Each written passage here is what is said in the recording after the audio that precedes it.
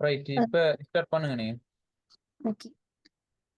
அ okay. என்னன்னா, நான் explain பண்ண போற யூனிட் 12 இருக்கிற 4த் வணிக அமைப்புகள்னு சொல்ற யூனிட் தான். இது ஒரு லார்ஜ் யூனிட். அ இதுல பார்த்தேன்னு சொன்னா ஆல் ஓவரா 20% இதுல வரைவிலக்கணம் ஈக்குது. அதாவது இந்த பாடத்துல வரைவிலக்கணங்கள் ஈக்குது. அடுத்தது 30% பண்புகள் ஈக்குது. 20% வணிகங்கள் பத்தின நன்மை, தீமை ஈக்குது. ஆம் பேலன்ஸ் ஈக்கிறது வந்து 10% ஒப்பீடுகளும், வேறுபாடுகளும் பத்தி வருது. அடுத்தது உதாரணங்கள் 10% ஈக்குது. மீதியா சட்டங்களும், அ பதிவு செய்ற முறையும், அ நிறுவனங்களோட அ ஆவணங்கள் பத்தின விஷயங்களும் வருது.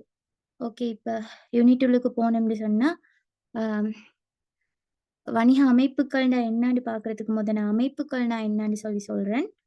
அமைப்புன்னு சொல்றது வந்து, அ சமூகத்துல வந்து பொதுவான ஒரு நோக்கம் ஒன்று நிறைவேத்தி போறதுக்காக தனிநபர்கள் ஒன்றிணைந்திருப்பாங்க. இப்படி ஒன்றிணைந்திருக்கிற தனிநபர்களோட சமூக அழகு தான் அ அமைப்புகள்னு சொல்லப்படுது. ஓகே. உதாரணம் சொன்னேன்னு சொன்னா, இப்ப பாடசாலை சொல்லேலும், அ மதஸ்தலங்கள் இதெல்லாம் வந்து சமூக நோக்கத்துக்காக உருவாக்கப்பட்டது. இப்ப பாடத்துளுக்கு போனோம்னு சொன்னா, வணிக அமைப்புகள்னு சொல்றது வந்து நோக்கம் ஒன்றோட, அ நோக்கம்னு சொல்லக்கொள்ள லாப நோக்கம், இல்லன்னு சொன்னா சமூக நல நோக்கம். இப்படி நோக்கம் ஒன்றோட, அ பொருள் இல்லன்னு சொன்னா சேவை ஒண்ற உற்பத்தி செய்றது, விநியோகிக்கிறது, சந்தைப்படுத்துறது. இது 3மே பொருளாதார நடவடிக்கைகள். இப்படி ஒரு பொருளாதார நடவடிக்கையில, அ ஒரு நோக்கத்தோட ஒரு பொருளாதார நடவடிக்கையை செய்றதுக்காக, அ நபர்களோட முயற்சிய தான் வணிக அமைப்புகள்னு சொல்லுவோம். லாப நோக்கத்துல அல்லது சமூக நல நோக்கத்துல பொருள் அல்லது சேவையை உற்பத்தி செய்றது, விநியோகிக்கிறது, சந்தைப்படுத்தல்ல ஈடுபடுற முயற்சியாண்மை வணிக அமைப்புன்னு சொல்லப்படும். ஓகே. அ இப்ப வணிக அமைப்புகள வந்து நாங்க வகைப்படுத்தணும். வகைப்படுத்துறது வந்து 2 பிரதானமான வகைப்பாடு இருக்குது. ஃபர்ஸ்ட் தனியார் துறை வணிக அமைப்புகள். ஆஃப்டர் தட் அரச துறை வணிக அமைப்புகள். தனியார் துறை வணிக அமைப்புகள்ல பார்த்தேன்னு சொன்னா, அதுல சப்பா 4 அமைப்புகள் வருது. அ ஒன்று வந்து ஃபர்ஸ்ட் தனியுடைமை வணிகம், பங்குடைமை வணிகம், கூட்டிணைக்கப்பட்ட கம்பெனி, கூட்டுறவு. அதுக்கு பிறகு அரசு துறை வணிகம் வந்து 3 பிரிவா பிரியுது. மத்திய அரசின் கீழ் உள்ள வணிகங்கள், மாகாண அரசின் கீழ் உள்ள வணிகங்கள், உள்ளூராட்சி மன்றத்தின் கீழ் உள்ள வணிகங்கள்னு பிரியுது. அதுக்கு பிறகு வாரதுவல அப்படியே நான் போக்குல சொல்லுவேன். ஓகே. அ தனியார் துறை வணிகத்துல முதல்ல வாரது வந்து தனியுடைமை வணிகம் தான். தனியுடைமை வணிகம் தான் சிம்பிளா தெரியும். அதுல பேர்லயே விளங்குது. தனி ஒரு நபருக்கு உரித்தான வணிகத்த தான் சொல்றது. அ தனியுடைமை வணிகத்துல பொதுவான பண்புகள் பார்த்தேன்னு சொன்னா, நான் நார்மலா சொல்றேன் அதுவல. ஏன்னு சொன்னா எல்லாருக்கும் தெரியும்ன்றனால நார்மலா சொல்றேன். அ தனியுடைமை வணிகத்துல பண்புகள் என்னன்னு சொன்னா, தனி ஒருத்தரால தான் மூலதனம் ஈடுபடுத்தப்பட்டிருக்கும். அ உரிமை வந்து தனி ஒரு நபருக்குரியது. மூலதனத்தை ஈற்ற அந்த தனியாளுக்குரியது தான் இந்த வணிகத்திட உரிமை. அ வணிகத்துக்கான நட்ட பொறுப்பு பார்த்தேன்னு சொன்னா, வரையறுக்கப்படாத நட்ட பொறுப்பு. வரையறுக்கப்படாத நட்ட பொறுப்பு தான் ஈக்கும். நட்ட பொறுப்புன்னு சொல்றது வந்து என்னான்டா, ஒரு நிறுவனம் வந்து நட்டம் அடையிற தருவாயில வெளிக்கட்சியினருக்கு அ செலுத்த வேண்டிய தொகைய தான் சொல்லுவான். வெளிக்கட்சியினருக்கான கொடுப்பனவு, நட்டமடைகிற தருவாயில இருக்கிற கொடுப்பனவு தான் நட்ட பொறுப்புன்னு சொல்லுவோம். இந்த நட்ட பொறுப்பு வந்து 2 வகைப்படுது. வரையறுக்கப்பட்ட நட்ட பொறுப்பு, வரையறுக்கப்படாத நட்ட பொறுப்புன்னு சொல்லி 2 வகை இருக்குது. வரையறுக்கப்பட்ட நட்ட பொறுப்புன்னு சொல்றது, அந்த நிறுவனம் நட்டம் அடையக்கொல, நாங்க வெளிக்கட்சியினருக்கு செலுத்த வேண்டிய தொகை இருக்குது தானே! இது வந்து அந்த உரிமையாளர் ஈடுபடுத்தின மூலதனத்திட அளவுக்கு வந்து வரையறுக்கப்பட்டிருந்துச்சுன்னு சொன்னா, அந்த மூலதனத்திட அளவுக்கு உட்பட்டு இருந்துச்சுன்னு சொன்னா, அது வரையறுக்கப்பட்ட நட்ட பொறுப்பு. அதே நேரம், ஆ நிறுவனம் நட்டமடைகிற தருவாயில, வெளிக்கட்சியினருக்கு செலுத்த வேண்டிய அந்த தொகை வந்து, மூலதனத்திட அளவுக்கு வரையறுக்கப்படாது. அதாவது என்ன சொல்ற? ந பொறுப்பினை தீர்க்க கொள்ள உரிமையாளர் வந்து அவர் ஈடுபடுத்தின மூலதனம் மட்டும் இல்லாம அவருடைய சொத்தையும் இழக்க நேரிடலாம். இதுதான் வரையறுக்கப்படாத நட்ட பொறுப்பு. வரையறுக்கப்பட்ட நட்ட பொறுப்புல மூலதனம் மட்டும் தான் அவர் இழப்பாரு. வரையறுக்கப்படாத நட்ட பொறுப்புல மூலதனத்துக்கு மேலதிகமாக சொத்தையும் சேர்த்து அவர் இழப்பாரு. ஓகே. அடுத்த பண்பு என்னன்னு சொன்னா, வணிகத்துக்கு வந்து சட்ட ஆளுமை இல்ல. சட்ட ஆளுமைன்னு சொல்றது, சட்ட ரீதியான அந்தஸ்து தனி மனித அந்தஸ்து வந்து தனியுடைமை வணிகங்களுக்கு இல்ல. அடுத்தது வந்து இது வந்து தனியொருவருக்குரிய வணிகம்ன்றதுனால, உரிமையாளராலே தான் முகாமை செய்யப்படும். லாபம் இல்லன்னு சொன்னா, நட்டம் வந்து முழுமையாவே வந்து உரிமையாளருக்கு தான் போகும். அடுத்து வந்து பதிவு செய்றது கட்டாயம் இல்ல. ஆனா, இந்த வணிகத்த வந்து அ உரிமையாளரோட முழு பெயர்ல நாங்க ஆரம்பிக்காட்டி பதிவு செய்யணும். அதுக்கு வார சட்டத்த நான் பிறகு சொல்றேன். அடுத்து வந்து கணக்கு வைக்கிறது வந்து அவசியம் இல்ல. அடுத்து வந்து தொடர்ந்து இயங்கும் தன்மையும் இல்ல இந்த வணிகத்துக்கு. ம் வரி கொடுப்பனவு பார்த்தேன்னு சொன்னா, சட்ட ஆளுமை இல்ல தானே! அப்ப வரி கொடுப்பனவு வந்து உரிமையாளருடைய பேர்ல தான் வரி கொடுப்பனவு மேற்கொள்ளப்படும். தனியுடைமை வணிகத்திட அ நன்மை பார்ப்போம். நன்மைன்னு சொன்னா, இதுல சொல்லேலும் அ இலகு ஆரம்பிக்கிறது வந்து இலகு. தனியொத்தரால மூலதனம் இடுறதுனால இலகுவாக ஆரம்பிக்கலும். அ அதே மாதிரி இப்ப இதுல வார லாபமும் வந்து தனி ஒரு உரிமையாளருக்கு தான் முழுவதுமாக சேரும். இப்ப அ உரிமையாளராலே தனி தீர்மானங்கள் மேற்கொள்ளப்படுது. உரிமையாளர் தான் நிர்வாக கருமங்கள்ல ஈடுபடுவாரு. அப்ப அவரு மட்டும் தான் தீர்மானம் எடுப்பாரு. சோ என்ன? இலகுவாக விரைவாக தீர்மானங்கள் மேற்கொள்ளப்படும். ஓகே. அடுத்தது வந்து அ லாபம் இல்லன்னு சொன்னா நட்டம் வந்து தனி ஒரு உரிமையாளருக்கு மட்டும் தான் சேரும். சட்ட ஆளுமை இல்ல. தனியுடைமை வணிகங்களுக்கு சட்ட ஆளுமை இல்ல. இதனால வந்து இதற்கான சட்ட திட்டங்கள் வந்து குறைவா தான் இருக்கும். அடுத்து வந்து தொடர்ந்து இயங்குற தன்மை இல்ல தானே! தொடர்ந்து இயங்குற தன்மை இல்லன்றதுனால வணிகத்த கலைக்கிறதும் வந்து இலகுதான். அ ஓகே. அவ்வளோதான் நன்மைகள். தீமைகள் பார்த்தேன்னு சொன்னா, அ இப்ப தனி ஒருத்தர் தான் இதுக்கு மூலதனம் இடுவாரு. சோ மூலதனம் ஈற்ற வழிமுறைகள் வந்து வரையறைக்குட்பட்டதா தான் இருக்கும். மூலதன பற்றாக்குறை காணப்படும்னு சொல்லலாம். தனியொருவரால் மூலதனம் ஈற்றதுனால மூலதன பற்றாக்குறை ஈக்கும்.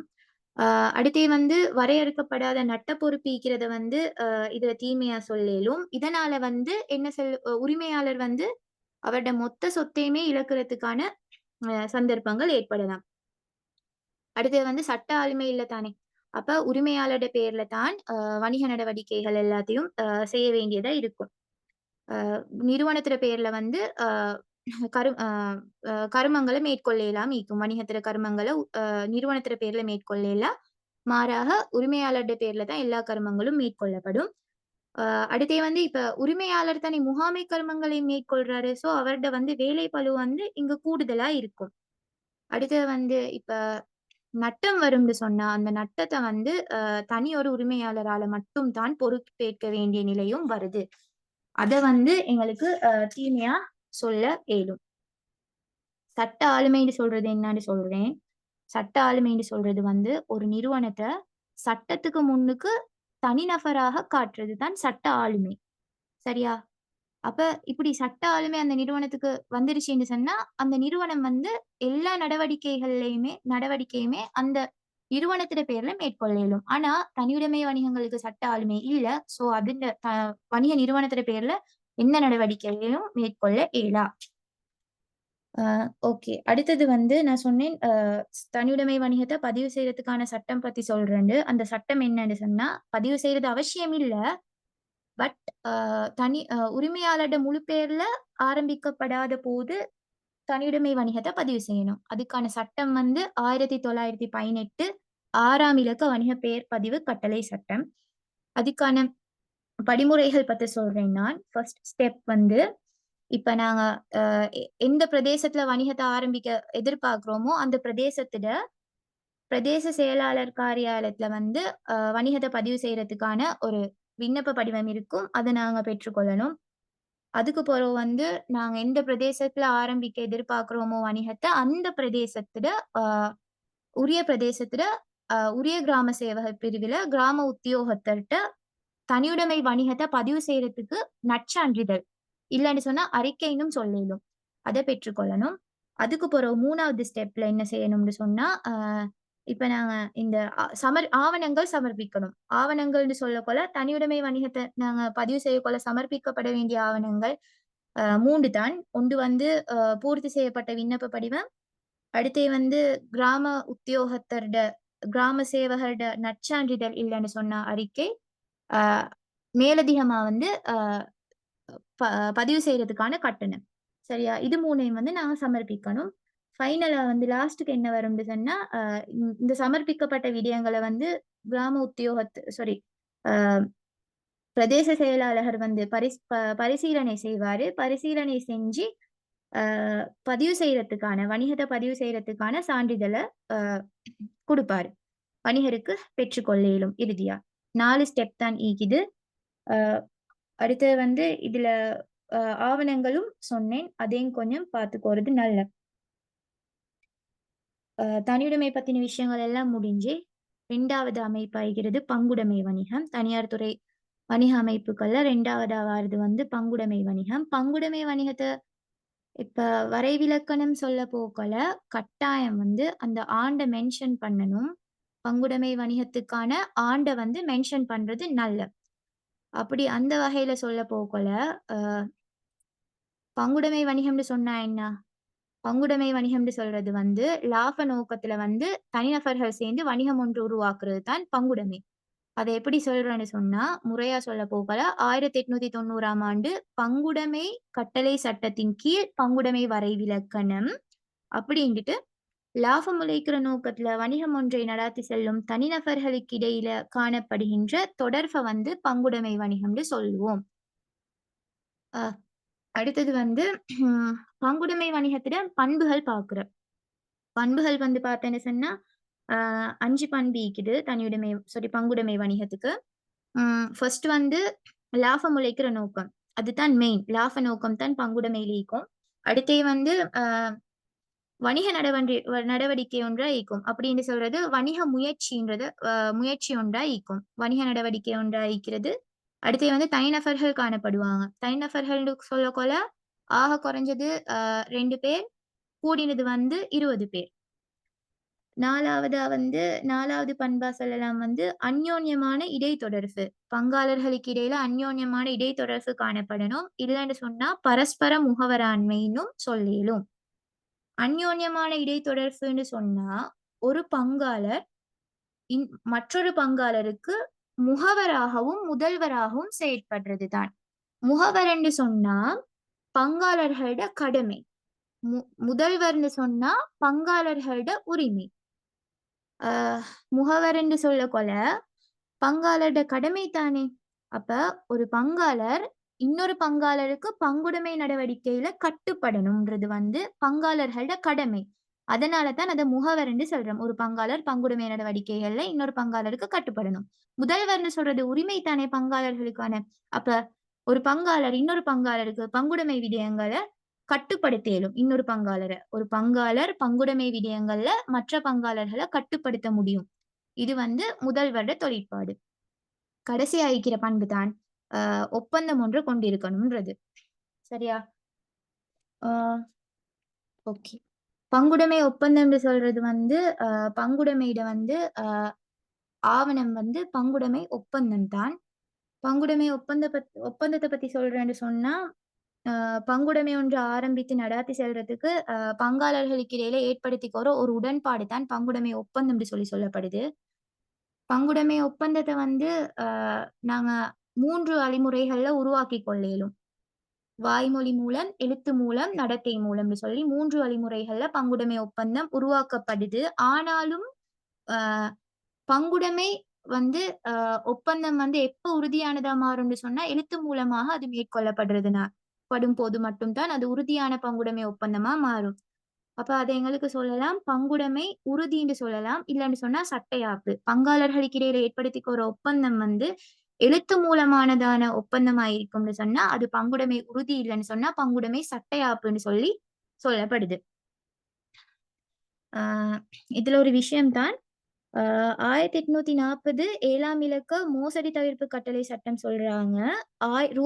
1000க்கு மேல் வந்து மூலதனத்த கொண்டிருக்கிற எல்லா பங்குடைமைகளும் கட்டாயமா வந்து எழுத்து மூலமான பங்குடைமை ஒப்பந்தத்த தான் கொண்டிருக்க வேண்டும்னு சொல்லி அந்த சட்டம் வலியுறுத்துது.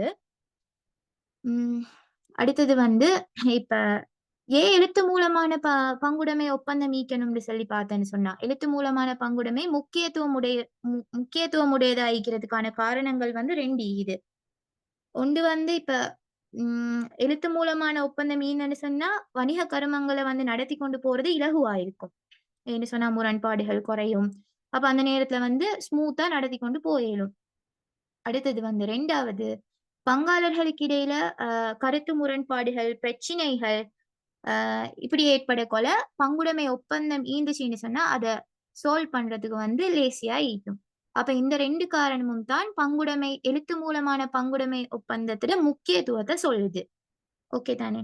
அ அடுத்தது இப்ப எழுத்து மூலமான பங்குடைமை ஒப்பந்தத்தில உள்ளடக்கங்கள், அது என்னென்ன விஷயங்கள உள்ளடக்கும்னு சொன்னா, ஃபர்ஸ்ட் வந்து வணிகம் பத்தின தகவல்கள் ஈக்கும். வணிகம் பத்தின தகவல்னு சொல்லக்கொல, வணிகத்திட பெயர், பங்காளர்ட பெயர், அவங்களோட முகவரி, அடுத்தது வந்து வணிகத்திட தன்மை, வணிகம் அடுத்தது வந்து பங்குடைமையிட கால வரையறை. இது மாதிரியான விஷயங்கள் வந்து வணிகம் தொடர்பான தகவல்களுக்குள்ளுக்கு வரும்.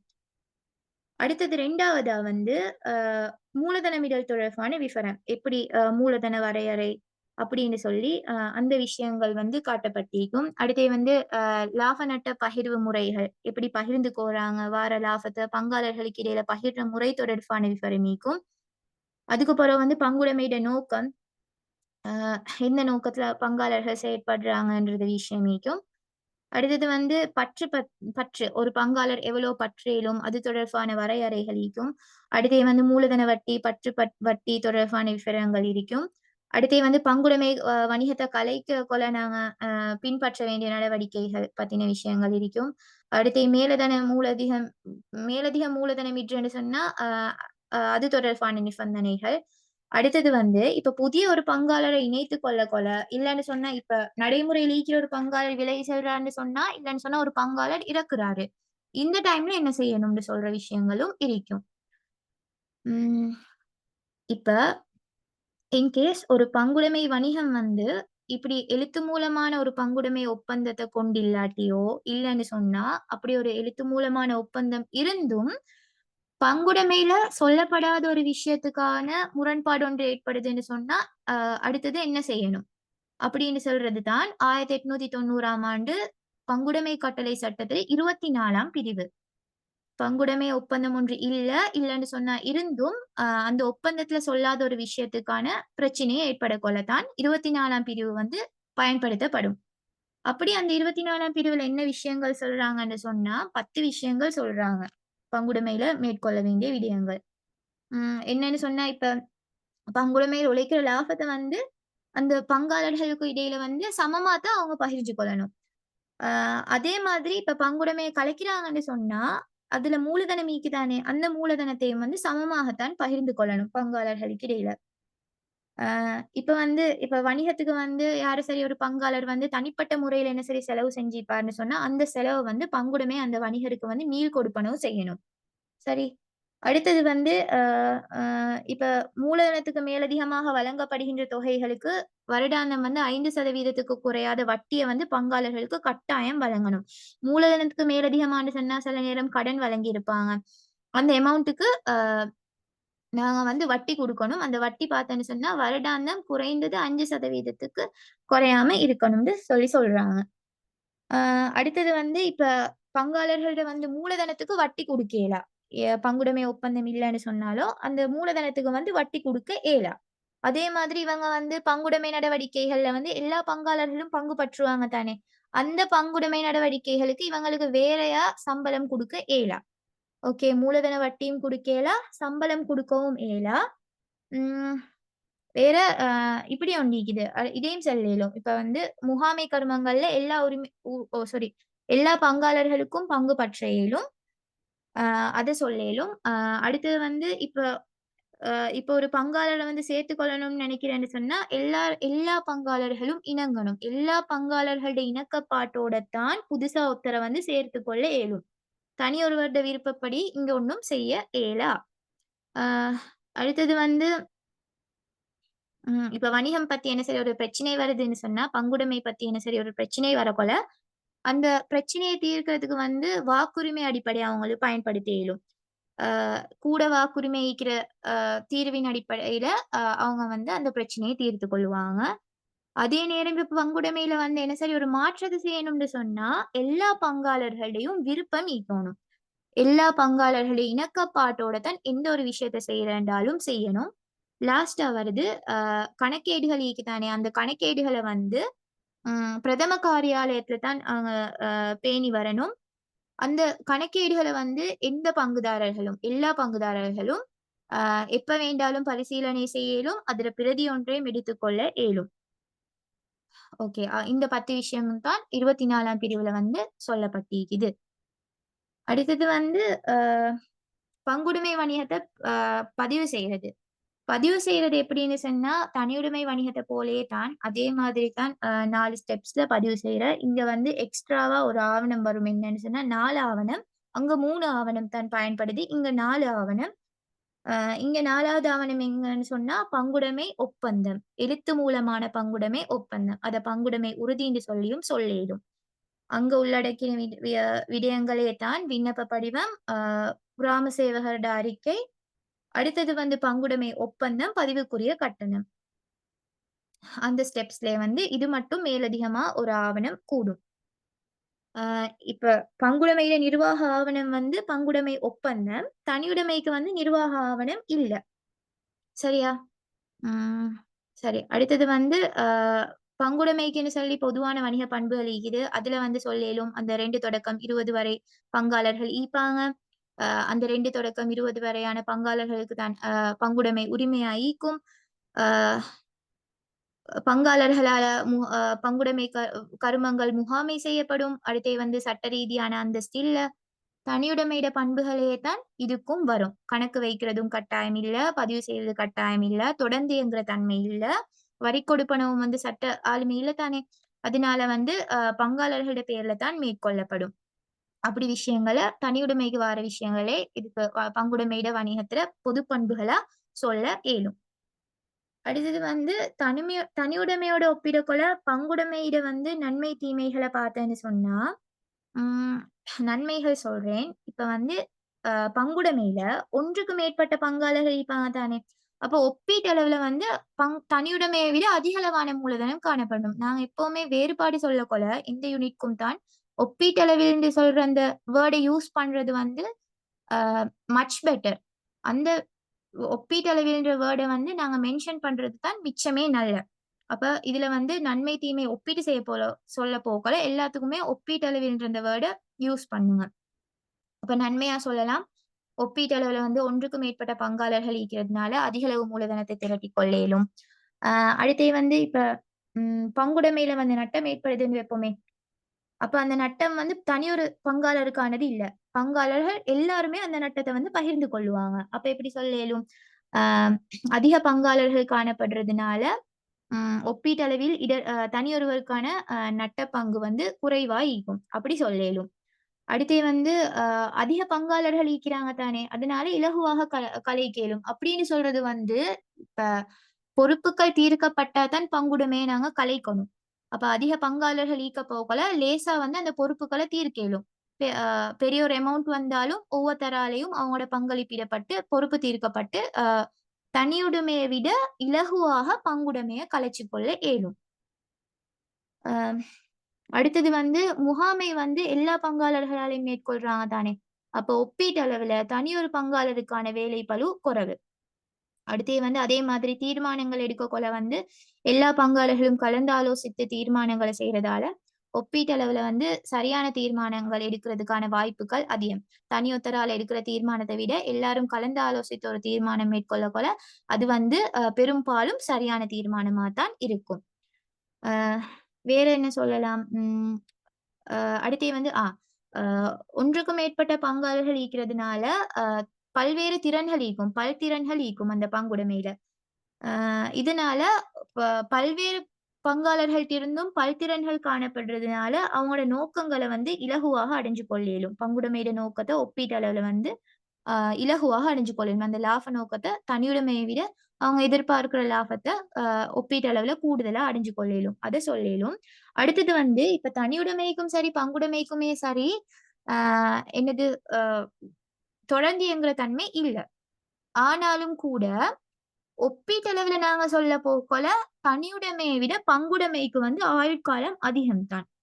அந்த விஷயத்த சொல்ல இயலும். தொடர்ந்து இயங்கும் தன்மை காணப்படாத போதிலும், ஒப்பீட்டளவில் வந்து ஆயுட்காலம் வந்து கூடுதலாக காணப்படும்.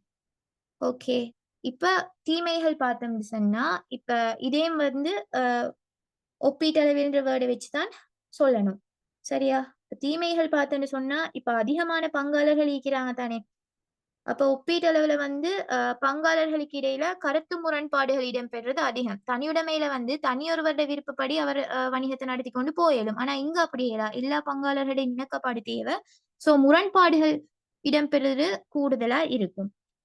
அ அடுத்து வந்து இப்ப தனியுடைமையில பார்த்தேன்னு சொன்னா, தனியுடைமையில வந்து நன்மைகள்ல நாங்க சொல்லேலும், தனியொருவர் வருக்கு சொன்னோம்னாங்க, தனியொருவருக்கு உரித்தான வணிகம்ன்றதுனால, அவருடைய ரகசியங்கள், வணிக தந்திரோபாயங்கள் அவருக்கு மட்டும் தான் தெரியும்.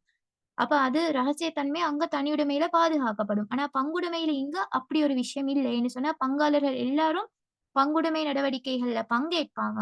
இதனால ரகசியத்தன்மை ஒப்பீட்டளவுல வந்து தனியுடைமையோட ஒப்பிடக்கொள்ள பங்குடைமையில வந்து குறைவா தான் இருக்கும். அடுத்து வந்து இப்ப தீர்மானம் எடுக்கிற விஷயத்த பார்த்தோன்னு சொன்னா, எல்லா பங்காளர்களும் கலந்து ஆலோசிக்கிறதுனால ஒப்பீட்டளவில் வந்து தீர்மானம் எடுப்பதில காலதாமதம் ஏற்படும். ஆ இப்ப லாபம் பார்த்தோம்ன்னு சொன்னா, தனியுடைமையில வந்து லாபம் வந்தா உரிமையாளருக்கு முழுவதுமாக சேரும். பங்குடைமையில அப்படி இல்ல. பங்காளர்களுக்கு இடையில பகிரப்படுறதுனால ஒப்பீட்டளவுல வந்து தனியொரு பங்காளருக்கான லாப பங்கு வந்து குறைவா தான் ஈக்கும். அதே நேரம் இங்க வந்து பங்காளர்கள் சேரணும் தானே! அ இலகுவாக ஆரம்பிக்க இயலும். தனியுடைமையும் சரி, பங்குடைமையும் சரி லேசா ஆரம்பிக்க இயலும். ஆனா ஒப்பீட்டளவுல வந்து தனியுடைமைய வந்து டக்குன்னு அ தொடங்க இயலும். சாரி இலகுவாக தொடங்க இயலும். அ ஆனா பங்குடைமை அப்படி இல்ல. ஆரம்பிக்கிறதுல வந்து சற்று கடினமா இருக்கும். அந்த விஷயத்த சொல்ல இயலும். அ அவ்வளவுதான். அதுல நன்மை, தீமைகள் ஒப்பிட்டு பார்த்து சொல்றதுல வந்து அவ்வளவுதான். அடுத்து வந்து அ மேலதிகமா நான் கிளாஸ்ல ஒரு படிச்ச விஷயம் உண்டு. நான் அத சொல்றேன் என்னன்னா, அ அ உயர்கண்ணிய தொழில்களுக்கு பங்குடைமையே சிறந்தது. இக்கூற்றை விளக்குக. அப்படின்னு சொல்றது வந்து, உயர் கண்ணிய தொழில்களுக்கு பங்குடைமையே சிறந்தது. இக்கூற்றை விளக்குக. அப்படி சொன்னா, ஃபர்ஸ்ட்டுக்கு வந்து உயர்கண்ணிய தொழில்கள்னா என்னான்னு சொல்லணும். உயர்கண்ணிய தொழில்கள்னு சொல்றது வந்து, அ ஒரு நல்ல ஒரு அ அ என்ன சொல்ற? ஓகே. ஒரு உயர் தகைமைகளும், திறன்களும் தேவைப்படுற தொழில்கள தான் நாங்க உயர்கண்ணிய தொழில்கள்னு சொல்லுவோம். நான் உதாரணம் சொல்றேன். அப்ப விளங்கும். ஆ சட்டத்தரணி, அடுத்தது வந்து வைத்தியசாலர், அ சாரி வைத்தியர், அ பொருளியலாளர், அ இது மாதிரியான தொழில்களுக்கு வந்து ஒரு ம் உயர் தகைமை ஒன்று தேவ. சோ அந்த தொழில்கள வந்து உயர்கண்ணிய தொழில்கள்னு சொல்லலாம். அப்படியான தொழில்கள்ல ஈடுபடுறவங்கள வந்து தனித்தனியா ஈடுபடுறத விட, அவங்க பங்குடைமையா சேர்ந்து பங்காளர்கள் ஆயினாங்கன்னு சொன்னா, அது வந்து அ சிறந்ததா ஈக்கும். அதத்தான் இந்த கேள்வியில விளக்க சொல்றாங்க. இதுக்கு நான் இப்ப ஆன்ஸர் சொல்றேன். அ உயர்கல்வி தகைமைகளும், அனுபவங்களும், பல்வேறு திறன்களும் தேவைப்படுகின்ற தொழில்கள் உயர்கண்ணிய தொழில்கள். உயர்கல்வி தகைமைகளும், அனுபவங்களும், பல்வேறு திறமைகளும் தேவைப்படுகின்ற தொழில்கள் உயர்கண்ணிய தொழில்கள். உதாரணமா வந்து சட்டத்தரணி, வைத்தியர் இது மாதிரியானது குடுத்துட்டு, அதுக்கு பிறகு சொல்லலாம், இவ்வாறான தொழில்கள்ல பல்வேறு திறன்கள் கொண்ட பங்காளர்கள் இணைந்து பணியாற்ற பங்குடைமை சிறப்பாக அமையும். ஆம், எனவே பல்வகைப்பட்ட திறன்களைக் கொண்ட பங்காளர்கள் ஒன்றிணைந்து உயர்கண்ணிய தொழில் பங்குடைமைகளை உருவாக்குறதுனால, பங்குடைமையின் நோக்கங்கள வெற்றிகரமாக அடைந்து கொள்ள முடியும். எனவே தான் உயர்கண்ணிய தொழிலுக்கு பங்குடைமையே சிறந்தது என கூறப்படுகிறது. அப்படின்னு சொல்லி ஒரு விளக்கத்த குடுத்து முடிக்க இயலும். ஆ ஓகே. அடுத்து வந்து பங்குடைமையுடைய விஷயம் முடிஞ்சு, அதுக்கு பிறகு வந்து 3வதா இருக்கிறது வந்து கூட்டிணைக்கப்பட்ட கம்பெனி. தனியார் துறை வணிகங்கள்ல 3வதா வாரது வந்து கூட்டிணைக்கப்பட்ட கம்பெனி. கூட்டிணைக்கப்பட்ட கம்பெனிக்கு வரைவிலக்கணம் பார்க்கறதுக்கு கூட்டிணைத்தல்னா என்னன்னு சொல்லி பார்ப்போம். கூட்டிணைத்தல்னு சொல்றது வந்து, ஒரு நிறுவனத்த வந்து சட்டத்துக்கு முன்னுக்கு தனிநபரா நாங்க காட்டுறது தான் கூட்டிணைத்தல்னு சொல்லுவோம். ஒரு நிறுவனத்தை சட்டத்தின் முன் தனிநபராக தோற்றுவிக்கும் செயல்முறை வந்து கூட்டிணைத்தல்.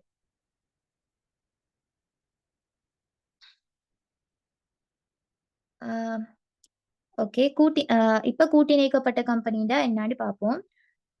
இதையும் சட்டத்த சொல்லணும். எப்படின்னு சொன்னா, 2007ஆம் ஆண்டு 7ஆம் இலக்க கம்பெனி சட்டத்தின் கீழ், அ கூட்டிணைக்கப்பட்ட தனிநபர்களின் கூட்டு கம்பெனி வந்து கூட்டிணைக்கப்பட்ட கம்பெனின்னு சொல்லப்படுது. 2007ஆம் ஆண்டு 7ஆம் இலக்க கம்பெனி சட்டத்தின் கீழ் கூட்டிணைக்கப்பட்ட தனிநபர்களோட கூட்டு கம்பெனிய தான் கூட்டிணைத்தல்ன்னு சொல்றோம். அ கம்பெனிகள கூட்டிணைக்கிறதுக்கான படிமுறைகள தான் பார்க்கணும். கம்பெனிகள கூட்டிணைக்கிறது எப்படின்னு சொன்னா, இப்ப உத்தேசிக்கப்பட்ட கம்பெனியோட பேர வந்து நாங்க கம்பெனி பதிவாளர் திணைக்களத்துக்கு சமர்ப்பிக்கணும். அதுக்கு பிறகு வந்து ச அ அந்த பேர பயன்படுத்துறதுக்கான அனுமதிய பெற்றுக்கொள்ளணும். ஃபர்ஸ்ட் ஸ்டெப் வந்து அதுதான். உத்தேசிக்கப்பட்ட அல்லது முன்மொழியப்பட்ட அந்த கம்பெனியோட பேர கம்பெனி பதிவாளர் திணைக்களத்துக்கு சமர்ப்பித்து, பேர பயன்படுத்துறதுக்கான அனுமதிய பெற்றுக்கொள்ளணும். அதுக்கு பிறகு அமைப்பக விதிய தயாரிக்கணும். அமைப்பக விதின்னு சொல்றது வந்து, கூட்டிணைக்கப்பட்ட கம்பெனிகள்ட வந்து சட்ட ஆவணம் தான் அமைப்பக விதி. அமைப்பக விதின்னா என்னன்னு சொல்லி நான் சொல்றேன். அ அமைப்பக விதின்னு சொல்றது வந்து, கம்பெனியோட நோக்கம், அ கம் அ வ அ ப கம்பெனி பங்குதாரர்களோட உரிமை, கடமை, கம்பெனியோட நிர்வாக முறைமை, இது மாதிரியான விடயங்கள உள்ளடக்கின சட்டபூர்வமான ஆவணம் தான் அமைப்பக விதி. கம்பெனியின் நோக்கம், கம்பெனி பங்குதாரர்களோட உரிமை, கடமை, கம்பெனியோட நிர்வாகம் ஆகிய விடயங்களை உள்ளடக்கிய சட்டபூர்வமான ஆவணம் தான் அமைப்பக விதி. இப்ப 2வது ஸ்டெப்பா வந்து அமைப்பக விதிய தயாரிக்கணும். அடுத்தது வந்து 3வதா கம்பெனி இயக்குனர் சம்மத கடிதம், செயலாளர் சம்மத கடிதத்த பெற்றுக்கொள்ளணும். அதாவது அவங்க இயக்குனராகவும், செயலாளராகவும் செயற்படுறதுக்கான சம்மதத்த தெரிவிச்சு, அவங்களோட கடிதம் உண்டு. வெரிஃபை பண்ண ஒரு கடிதத்த பெற்றுக்கொள்ளணும். 4வதா வந்து இந்த உரிய ஆவணங்கள் சொன்னேன் இல்லையா? இந்த அ அ 4 ஆவணங்களையும் வந்து கம்பெனி பதிவாளர் திணைக்களத்துக்கு சமர்ப்பிக்கணும். சமர்ப்பித்தா கம்பெனி பதிவாளர் வந்து ஆவணங்கள சரிபார்த்துக் வருவாரு. சரியா? 4வது ஸ்டெப்ல வந்து உரிய ஆவணங்கள கம்பெனி பதிவாளர் திணைக்களத்துக்கு சமர்ப்பித்து ஆவணங்கள சரிபார்த்துக் கொள்ளணும். சமர்ப்பிக்கப்படுற ஆவணங்கள் என்னன்னு சொன்னா பாருங்க, பூர்த்தி செய்யப்பட்ட விண்ணப்ப படிவம், அமைப்பக விதி, இயக்குனர் சம்மத கடிதம், செயலாளர் சம்மத கடிதம். 4 ஆவணங்கள் சமர்ப்பிக்கப்படுது. அ சாரி 5 ஆவணங்கள் சமர்ப்பிக்கப்படுது. பெயரை பயன்படுத்துவதற்கான அனுமதி ஒன்று பெற்றோம் தானே ஃபர்ஸ்ட்லயே நாங்க. அப்ப இந்த 5 ஆவணங்கள் சமர்ப்பிக்கப்படுது. இந்த 5 ஆவணங்களையும் சமர்ப்பித்து அத ப அ சரிபார்த்துக் கொள்ளணும். 5வது ஸ்டெப்ல வந்து அ ஆவணங்கள் சரின்னு சொன்னா கூட்டிணைப்பு கட்டணத்த செலுத்தணும். அதுக்கு பிறகு வந்து கம்பெனி பதிவாளர் கூட்டிணைப்பு சான்றிதழ தருவாரு. அ இந்த கூட்டிணைப்பு சான்றிதழ வந்து 30 வேலை நாட்கள்ல வந்து மும்மொழி அரச வர்த்தமானி. அரச வர்த்தமானின்னு சொல்றது அரசிட உத்தியோகபூர்வமான தகவல்கள் வெளியாகிற ஆவணம்னா, அந்த மும்மொழி அரச வர்த்தமானி இல்லன்னு சொன்னா 3 மொழியிலான பத்திரிகைகள்லயும் பிரசுரிக்கணும். ஃபைனல் ஸ்டெப் வந்து பிரசுரிக்கிறது. அதுதான்.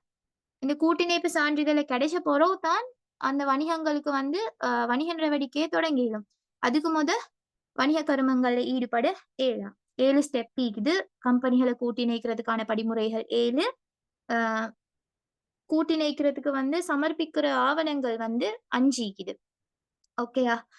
அடுத்தது வந்து கூட்டிணைக்கப்பட்ட கம்பெனிகளுக்கு வந்து சட்ட ஆளுமைன்னு சொல்லப்போல 2 2 வழிமுறைகள்ல சட்ட ஆளுமை கிடைக்குது. கூட்டிணைக்கப்பட்ட கம்பெனிகளுக்கு 2 முறையில வந்து சட்ட ஆளுமை கிடைக்குது. ஃபர்ஸ்ட் வந்து அந்த சட்டத்த சொல்லலாம். கூட்டிணைக்கிற சட்டத்தின்படி சட்ட ஆளுமை கிடைக்குது. 2007ஆம் ஆண்டு 7ஆம் இலக்க கம்பெனி சட்டத்தின்படி. அடுத்தது வந்து நிறுவனங்களோட அமைப்பக விதியின்படியும் அவங்களுக்கு சட்ட ஆளுமை கிடைக்குது. ஓகே. அடுத்தது வந்து இப்ப இந்த கூட்டிணைப்பு சான்றிதழ்ல உள்ளடங்குற விஷயங்கள் என்னான்னு பார்த்தேன்னு சொன்னா, கூட்டிணைப்பு சான்றிதழ்னா என்ன? கூட்டிணைப்பு சான்றிதழ்ன்னு சொல்றது, ஒரு ஒரு கம்பெனிய வந்து உரிய முறையில தான் கூட்டிணைக்கப்பட்டிக்குதுன்னு சொல்லி வெரிஃபை பண்ணி, கம்பெனி பதிவாளர் அந்த கம்பெனிக்கு ஒரு சான்றிதழ குடுப்பாரு. அதுதான் கூட்டிணைப்பு சான்றிதழ்ன்னு சொல்றது. ஒரு குறிப்பிட்ட கம்பெனி வந்து உரிய முறையில் கூட்டிணைக்கப்பட்டுள்ளது என்பதை உறுதி செய்து, கம்பெனி பதிவாளரால் உரிய கம்பெனிக்கு வழங்கப்படும் சான்றிதழ் கூட்டிணைப்பு சான்றிதழ் எனப்படும். இதுல உள்ளடக்கங்கள் என்னென்னன்னு சொன்னா, அந்த கூட்டிணைக்கப்பட்ட கம்பெனியோட பெயர் வரும். அதுக்கு பிறகு கூட்டிணைப்பு இலக்கம், கூட்டிணைப்பு செஞ்ச திகதி, அ கம்பெனியோட வந்து அ ஆஃபிஷியல் அட்ரஸ், அடுத்தது வந்து கம்பெனி என்ன கம்பெனியோட வகை சொல்லப்பட்டிருக்கும். அடுத்து அரசு இலச்சினை, கம்பெனி பதிவாளர்ட கையொப்பம். 7 விஷயங்கள் கூட்டிணைப்பு சான்றிதழ்ல உள்ளடக்கப்படும். ஓகே. ம். அடுத்தது வந்து கூட்டிணைக்கப்பட்ட கம்பெனிகளோட சிறப்பு பண்புகள் தான் பார்க்க போறோம். இப்ப தான் சிறப்பு பண்புகள பத்தி பார்க்க போறோம். ம். என்னன்னு சொன்னா, இப்ப கம்பெனி வந்து கூட்டிணைக்கப்பட்டது தானே! அப்ப இது ஒரு சுயாதீன நிறுவனம். கூட்டிணைக்கப்பட்ட கம்பெனி சுயாதீன நிறுவனமாயிருக்கும். கம்பெனி வந்து அதின்ட பங்குதாரர்கள் இருந்து வேறுபட்ட அழகாக இருக்கும். நாங்க அக்கவுண்ட்ஸ்ல படிக்கிற மாதிரி உரிமையாளர் வேறு, நிறுவனம் வேறுன்றது தான் இதுல சொல்றாங்க. கம்பெனி வந்து அதின்ட பங்குதாரர்கள் இருந்து வேறுபட்ட அழகாக செயற்படும். ஓகே. அடுத்தது வந்து நீண்ட காலம் நிலைத்திருக்கும். இது வந்து தனியுடைமை, பங்குடைமை மாரி இல்ல. நீண்ட காலம் நிலைத்திருக்கும். அடுத்தது வந்து பொறுப்பு பார்த்தேன்னு சொன்னா, வரையறுக்கப்பட்ட நட்ட பொறுப்பு தான் காணப்படும். அடுத்தது வந்து பங்குகள வழங்கி மூலதனத்த திரட்டிக் கொள்ள இயலும். பங்குகள கைமாற்றம் செய்ய இயலும். ஆ அடுத்தது வந்து அ முகாமை வந்து இயக்குனர் சபையால தான் மேற்கொள்ளப்படும். எல்லா பங்குதாரர்களாலயும் இல்ல. அதுக்குன்னு சொல்லி இயக்குனர் சபை ஒன்று ஃபார்ம் பண்ணி, அவங்களால தான் முகாமை நடவடிக்கைகள் மேற்கொள்ளப்படும்.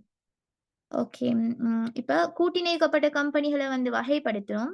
கூட்டிணைக்கப்பட்ட கம்பெனிகள் வந்து 2007ஆம் ஆண்டு 7ஆம் இலக்க கம்பெனி சட்டத்தின்படி வகைப்படுத்தப்படுது. வரையறுக்கப்பட்ட கம்பெனி, வரையறுக்கப்படாத கம்பெனி, திணையால் வரையறுக்கப்பட்ட கம்பெனி. இது 3 மெயின் பார்ட். இது கூட்டிணைக்கப்பட்ட கம்பெனிய பிரதானமா பிரதான அ வ பிரதானமாக வகைப்படுத்துறது இப்படி இந்த 3 விதத்தில தான். அ இது இன்னும் பிரிபடுது இந்த வகைகளும். அ இன்னும் சப்பா இதுல ஈகுது. ஓகே. வரையறுக்கப்பட்ட கம்பெனின்னு சொல்றது வந்து, கம்பெனில வந்து பங்குகள் தானே, பங்குகள வாங்கி தானே அவங்க பங்குதாரர் ஆவாங்க. அப்ப அந்த பங்குதாரர்கள் அவங்க வாங்கின பங்குகளுக்கு, அந்த பங்குகளுடைய அமௌண்ட்டுக்கு தான் அவங்களோட பொறுப்பும் ஈக்கும். அப்படின்னு சொன்னா, அந்த பங்குடைமைய கலைக்கக்கொள்ள, அ அவங்க செலுத்த வேண்டிய அமௌண்ட் வந்து, அந்த பங்குகளுடைய அமௌண்ட்டுக்கு தான் வரையறுக்கப்பட்டு இருக்கும். டெஃபினிஷன் சொல்றேன். பங்குதாரர்கள் தாம் கொள்வனவு செய்த பங்குகளுக்கு செலுத்திய அல்லது செலுத்துவதற்கான கடமைப்பாட்டினை கொண்டுள்ள பெறுமதிக்கு மட்டும் அவர்களது பொறுப்பு வரையறுக்கப்பட்டிருக்கும் கம்பெனி வரையறுக்கப்பட்ட கம்பெனி. அவங்க பங்கு எந்த அமௌண்ட்டுக்கு வாங்கினாங்களோ, அந்த அமௌண்ட்டுக்கு மட்டும் தான் அவங்களுக்கான பொறுப்பும் அ தீர்மானிக்கப்படும். ஓகே. வரையறுக்கப்பட்ட கம்பெனியோட டெஃபினிஷன் வந்து அதுதான். இந்த வரையறுக்கப்பட்ட கம்பெனிகள வந்து இன்னும் மேலும் வகைப்படுத்தலாம். வரையறுக்கப்பட்ட தனியார் கம்பெனி, வரையறுக்கப்பட்ட பொது கம்பெனி, கரை கடந்த கம்பெனி.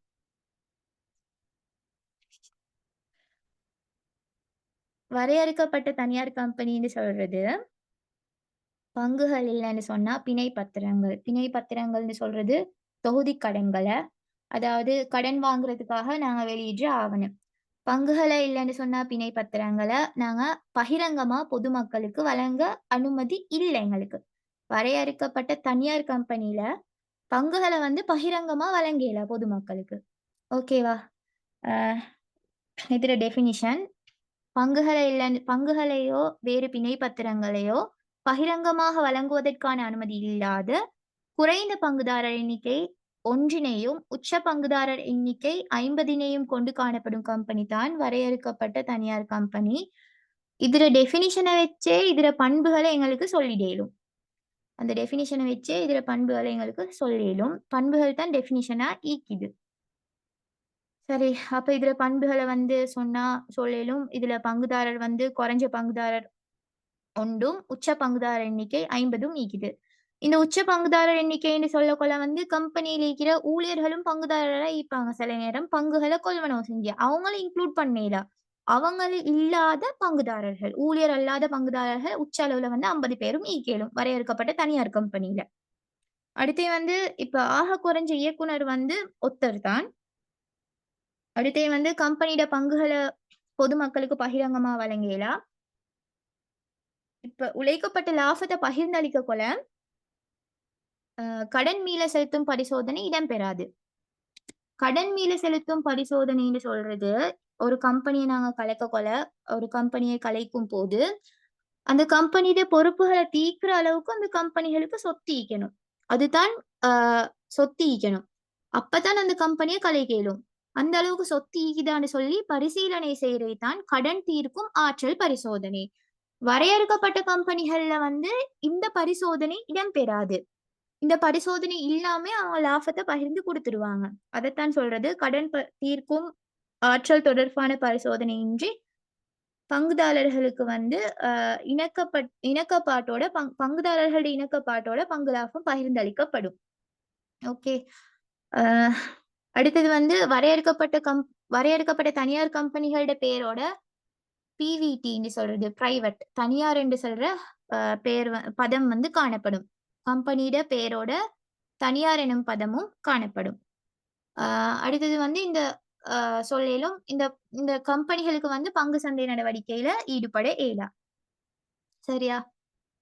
இப்ப உதாரணமா சொன்னா வரையறுக்கப்பட்ட கம்பெனிகளுக்கு நான் பேர் உதாரணமா சொல்றேன். லங்கா கிளியர் பிரைவேட் லிமிடெட் பிவிடின்ற பதம் வந்து வரும். அந்த கம்பெனிகள தான் நாங்க வரையறுக்கப்பட்ட தனியார் கம்பெனின்னு சொல்றோம். பிவிடின்ற அ அந்த அந்த வேர்ட் வந்து இன்க்ளூட் ஆகி இருக்கும் அவங்களோட பேர்ல. ஓகே. அடுத்தது வரையறுக்கப்பட்ட பொது கம்பெனி.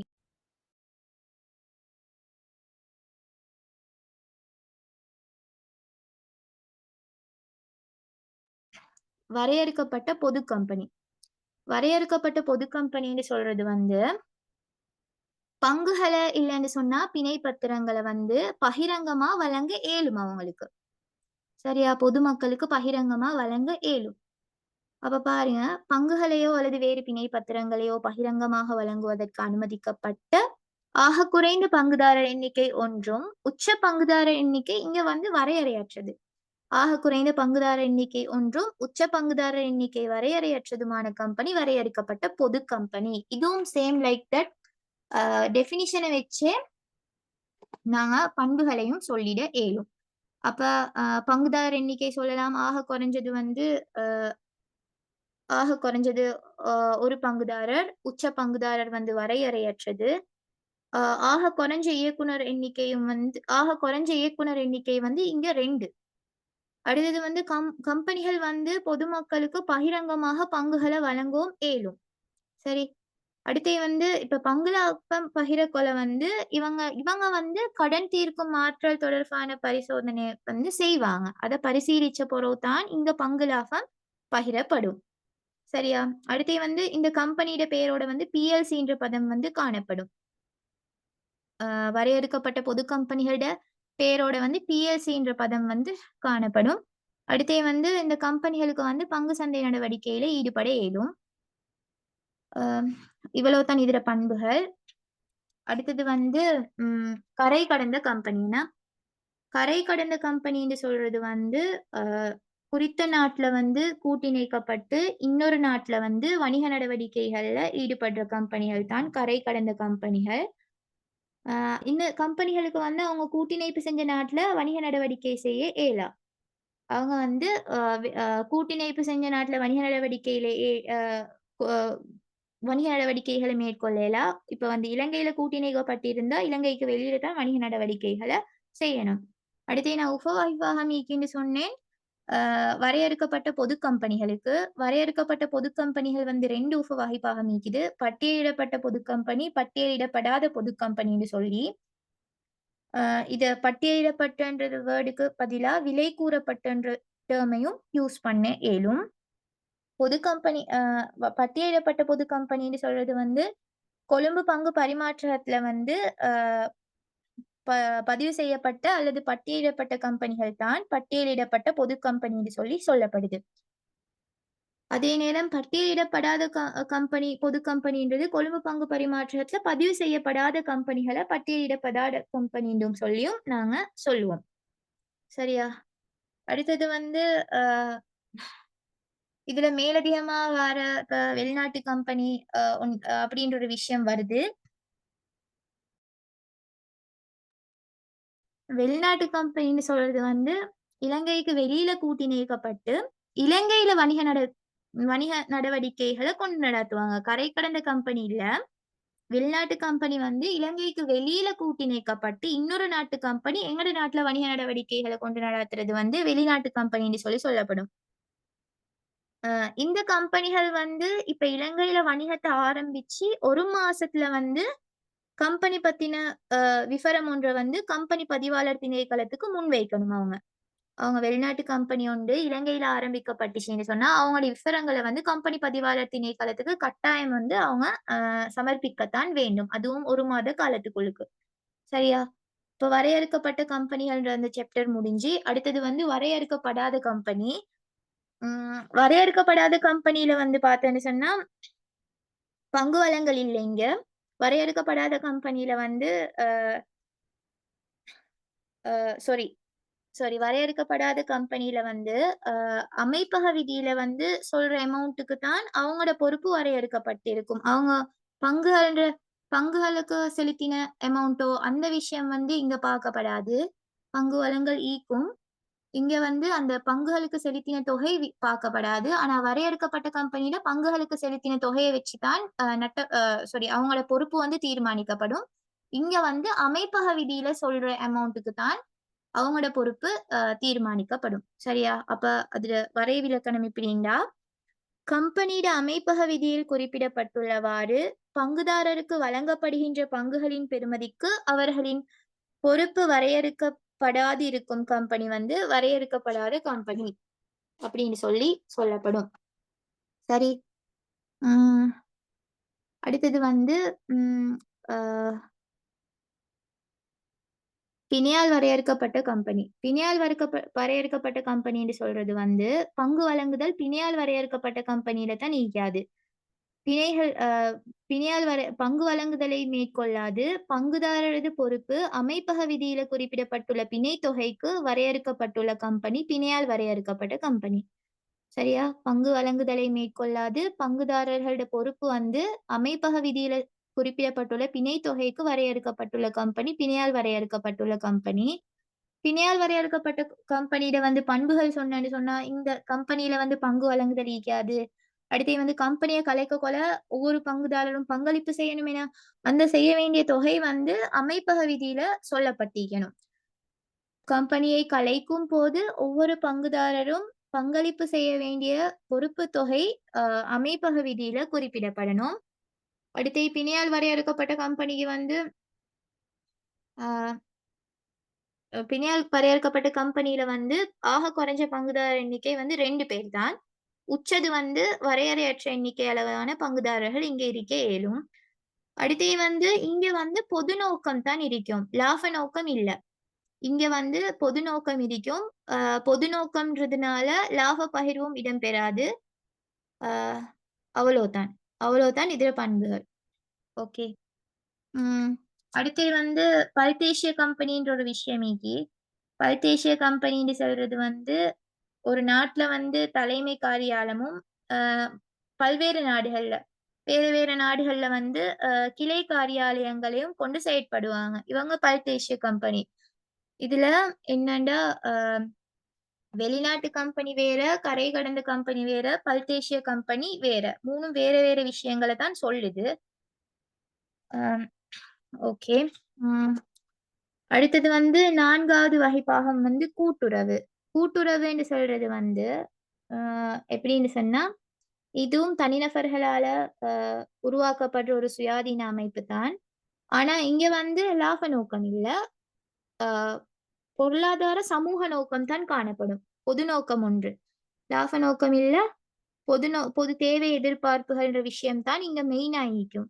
அப்ப அதன் அடிப்படையில வரைவிலக்கணம் பார்த்தோம்னு சொன்னா, ம் தமது பொருளாதார, சமூக, கலாசார ரீதியான தேவைகள், எதிர்பார்ப்புகள நிறைவேற்றிக் கொள்ளும் பொருட்டு தமது பொருளாதார, சமூக, கலாசார ரீதியான தேவைகள், எதிர்பார்ப்புகள் என்பவற்றை நிறைவேற்றிக் கொள்ளும் பொருட்டு, சுயமாக ஒன்றிணைந்த தனிநபர்களின் சுயாதீனமான சங்கமொன்று என்பதுடன், சம உரிமையுடன் கூடிய ஜனநாயக முறையில் நிர்வகிக்கப்படும் வணிக அமைப்பே கூட்டுறவுன்னு சொல்லி சொல்லப்படும். இதுலேயும் தான் இவங்களோட வரைவிலக்கணத்திலே இதுல பண்புகள் வந்து சொல்லப்படுது. சோ அத நினைவு வச்சா பண்புகளை சொல்றது ஈஸியா இருக்கும். சரி. ஆ கூட்டுறவு வணிகத்துல பண்புகள் பார்த்தேன்னு சொன்னா, சொல்லலாம். ஆ இதுக்கு வந்து சட்ட ஆளுமை காணப்படும். கூட்டுறவு வணிகத்துக்கு சட்ட ஆளுமை காணப்படும். சுயாதீனமான அமைப்பொன்றா இருக்கும். ஆ சுயாதீனமாக ஒன்றிணைந்த தனிநபர்களோட தொகுதி ஒன்றாகும். சுயாதீனமான அமைப்பு அடுத்த பண்பு வந்து சுயாதீனமாக ஒன்றிணைந்த தனிநபர்களோட தொகுதி ஒன்று. சரியா? தனிநபர்களால தானே உருவாக்கப்படுது. அடுத்தது வந்து அங்கத்தவர்களுக்கு ஜனநாயக உரிமை காணப்படும்.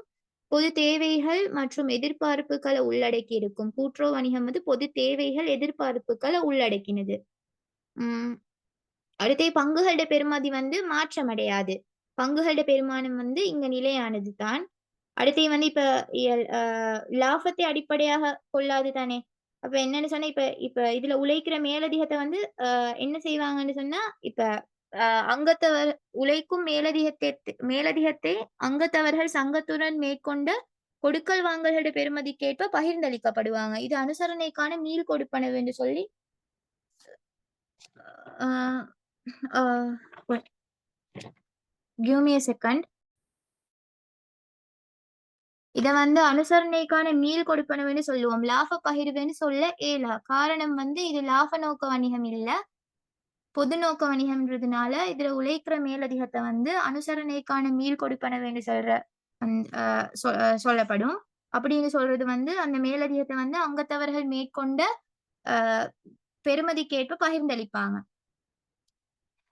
ஓகே. அடுத்தே வந்து கூட்டுறவுக்குன்னு சொல்லி கொள்கைகள் இருக்குது. இந்த கொள்கைகள் வந்து 1995 மான்செஸ்டர் மாநாட்டுல தான் வெளியிடப்பட்டுச்சு கூட்டுறவு கொள்கைகள். 7 கொள்கைகள் ஈக்குது. 7 கொள்கைகள் ஈக்குது. அ ஃபர்ஸ்ட் வந்து திறந்த அங்கத்துவம், அடுத்து ஜனநாயக நிர்வாகம், அங்கத்தவர்களின் பொருளாதார பங்களிப்பு, சுதந்திரமானதும் தன்னிச்சையானதுமான அமைப்பு, கூட்டுறவு கல்வி, பயிற்சி, தகவல்களை பெற்றுக் கொடுத்தல், ஒத்துழைப்பு, சமூகம் தொடர்பாக கவனம் செலுத்துறது. சரியா? திறந்த அங்கத்துவம்னு சொல்றது வந்து சுயாதீனமாக அ பங்காளர்கள் வந்து சேர்ந்து கொள்ளையிலும். அங்கத்தவர்கள் சாரி அங்கத்தவர்கள் வந்து சேர்ந்து கொள்ளையிலும். பங்காளர்கள் இல்ல, அங்கத்தவர்கள் வந்து சேர்ந்து கொள்ளையிலும். அடுத்து வந்து எல்லாருக்கும் சம உரிமை தானே! அதனால வந்து ஜனநாயக நிர்வாகம்னு சொல்லி சொல்றது. அடுத்து வந்து அங்கத்தவர்களோட பொருளாதார பங்களிப்பு ஈக்கணும். அதாவது நாங்க பார்த்தோம் பங்குகளுடைய விலை நிலையானதுன்னு சொல்லி. அதத்தான் நீங்க சொல்றாங்க. அடுத்து வந்து சுதந்திரமான அமைப்பு இது. அடுத்து வந்து அ கூட்டுறவு பத்தின கல்வி அ தகவல்கள அ பெற்றுக் கொடுப்பாங்க. கல்வி பயிற்சி தகவல்கள பெற்றுக் கொடுப்பாங்க. அடுத்து வந்து ஒத்துழைப்பு ஈக்கும். ஒத்துழைப்புன்னு சொன்னா, பிரதேச, தேசிய, சர்வதேச ரீதியா ஈக்கிற கூட்டுறவு சங்கங்களுக்கு இடையில வந்து ஒத்துழைப்பு ஒன்று காணப்படும். ஒரு கோஆப்பரேஷனோட தான் இவங்க அ வணிக கருமங்கள அ நடாத்தி செல்லுவாங்க. சரியா? அடுத்தே வந்து சமூகம் தொடர்பா கவனம் செலுத்துவாங்க. சமூக உணர்வு ஒண்டு ஈக்கும். அதத்தான் இங்க வந்து சமூகம் தொடர்பா கவனம் செலுத்துறதுன்னு சொல்லி சொல்றது.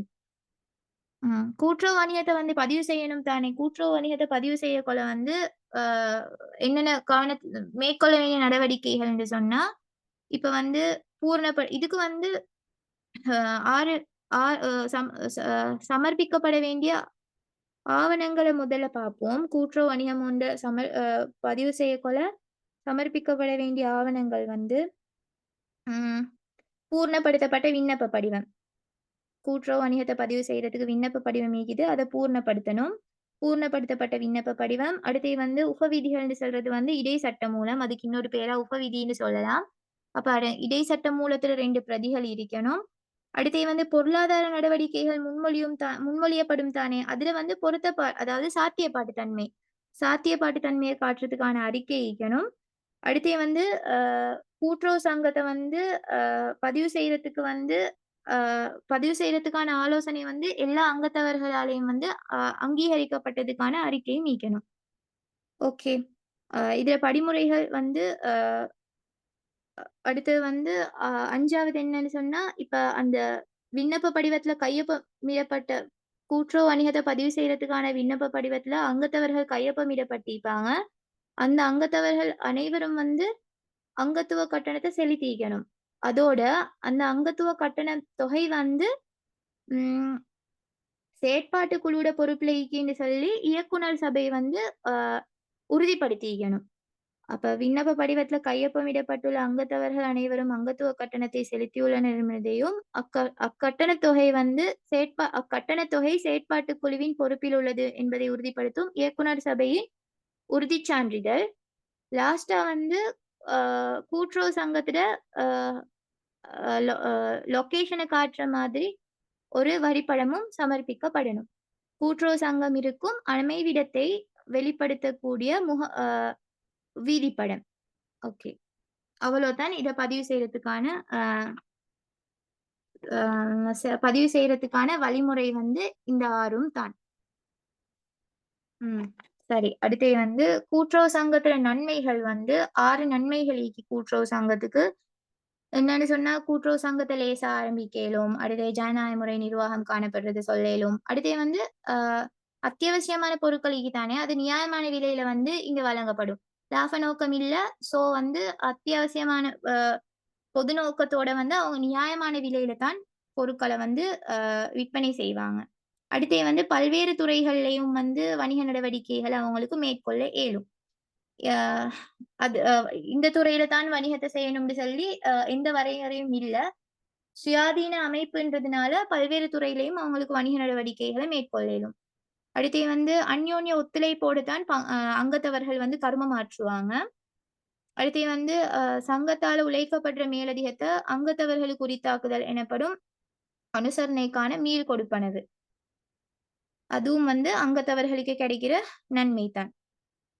ஓகே. அடுத்தது வந்து கூட்டுறவு வணிகத்தில வந்து வரையறைகள் என்னன்னு சொன்னா இல்லன்னு சொன்னா தீமைகள்ன்னு சொல்லலாம். நன்மைகள் ஈக்கிற மாரியே தீமைகளும் ஈக்குது.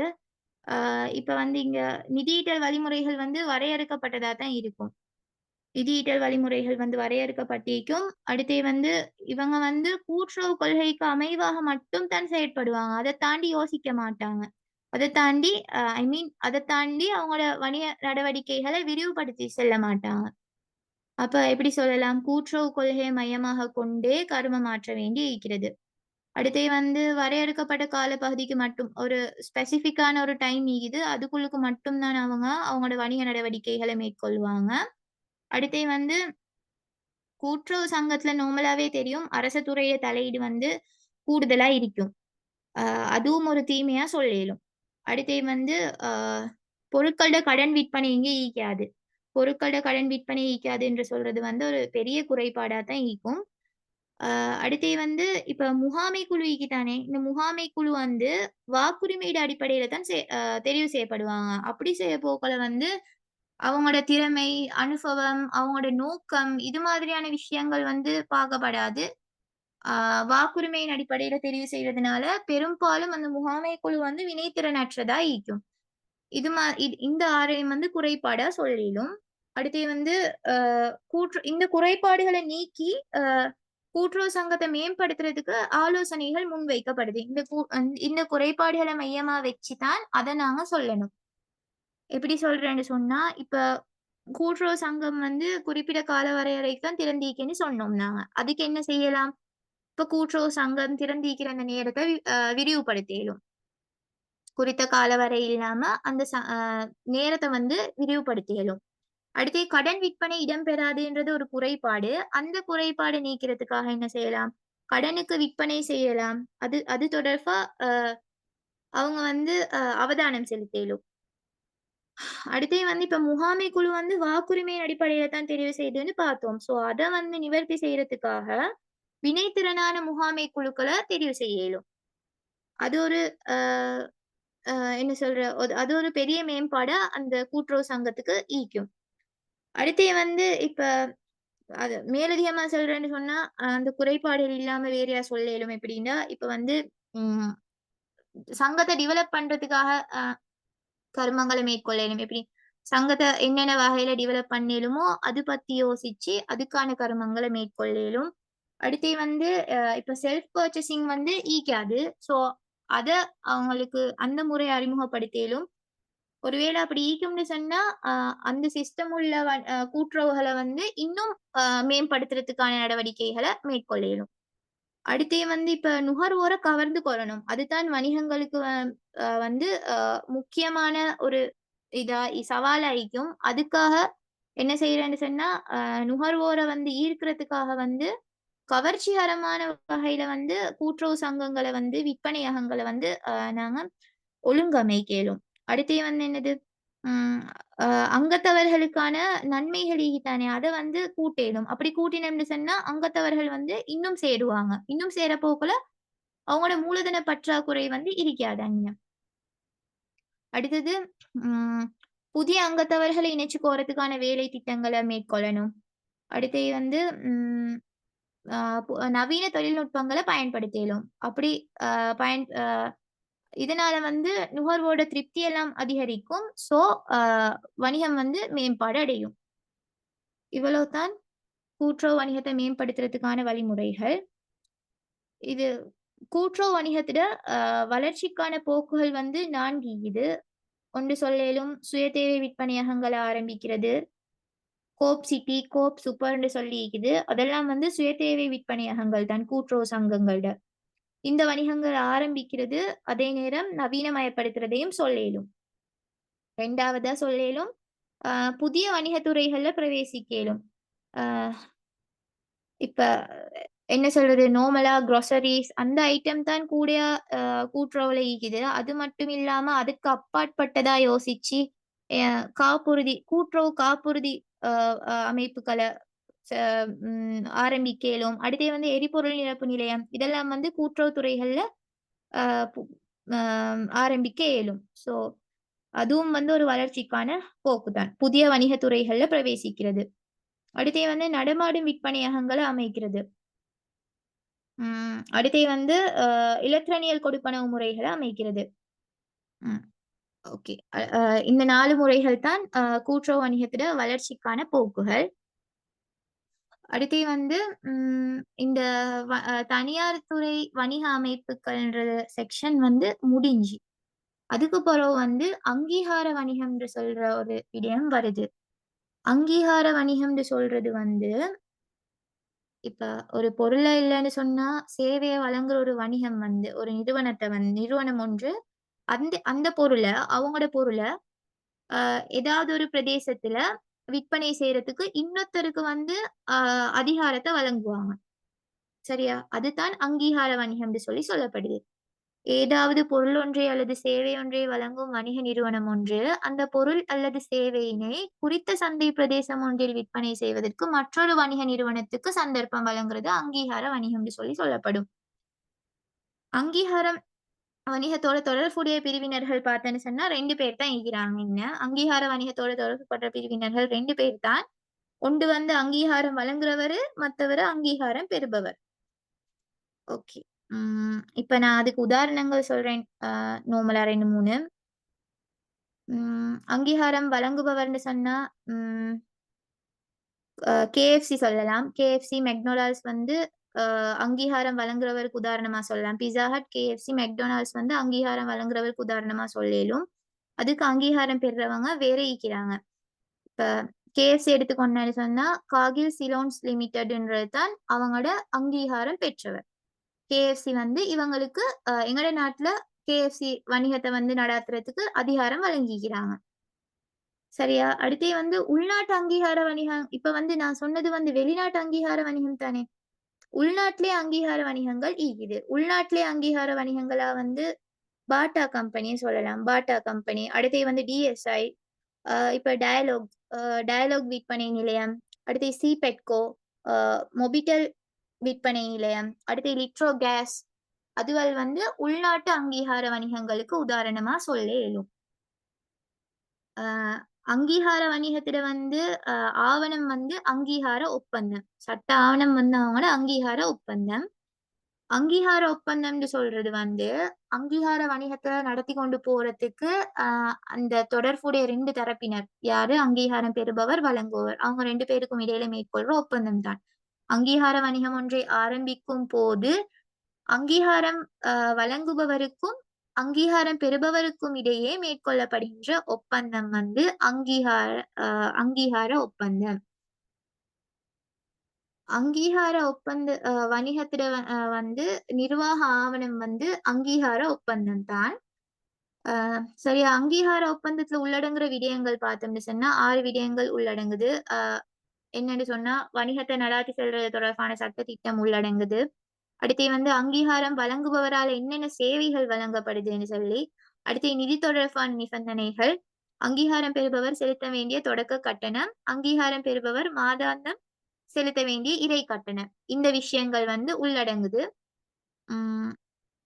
அடுத்தது வந்து அங்கீகார ஒப்பந்தத்துக்கு அமைய அங்கீகாரம் வழங்குபவரால அங்கீகாரம் பெறுபவருக்கு வழங்கப்படுகின்ற சேவைகள். 7 சேவைகள் வழங்கப்படுது. என்னன்னு சொன்னா, அவரோட வியாபார பேர பயன்படுத்துறதுக்கு அனுமதி குடுக்குறாரு தானே அங்கீகாரம் வழங்குறவரு, அங்கீகாரம் பெறுபவருக்கு என்னென்ன சேவைகள வழங்குறாருன்றது தான். என்னன்னா, அவருடைய வியாபார பேர பயன்படுத்துறதுக்கான அனுமதிய குடுக்குறாரு. முகாமைத்துவ பயிற்சிகள பெற்றுக் குடுக்குறாரு. அடுத்து சந்தைப்படுத்துறதுக்கான உதவிகள வழங்குறாரு. நிதி வசதிகள வழங்குறாரு.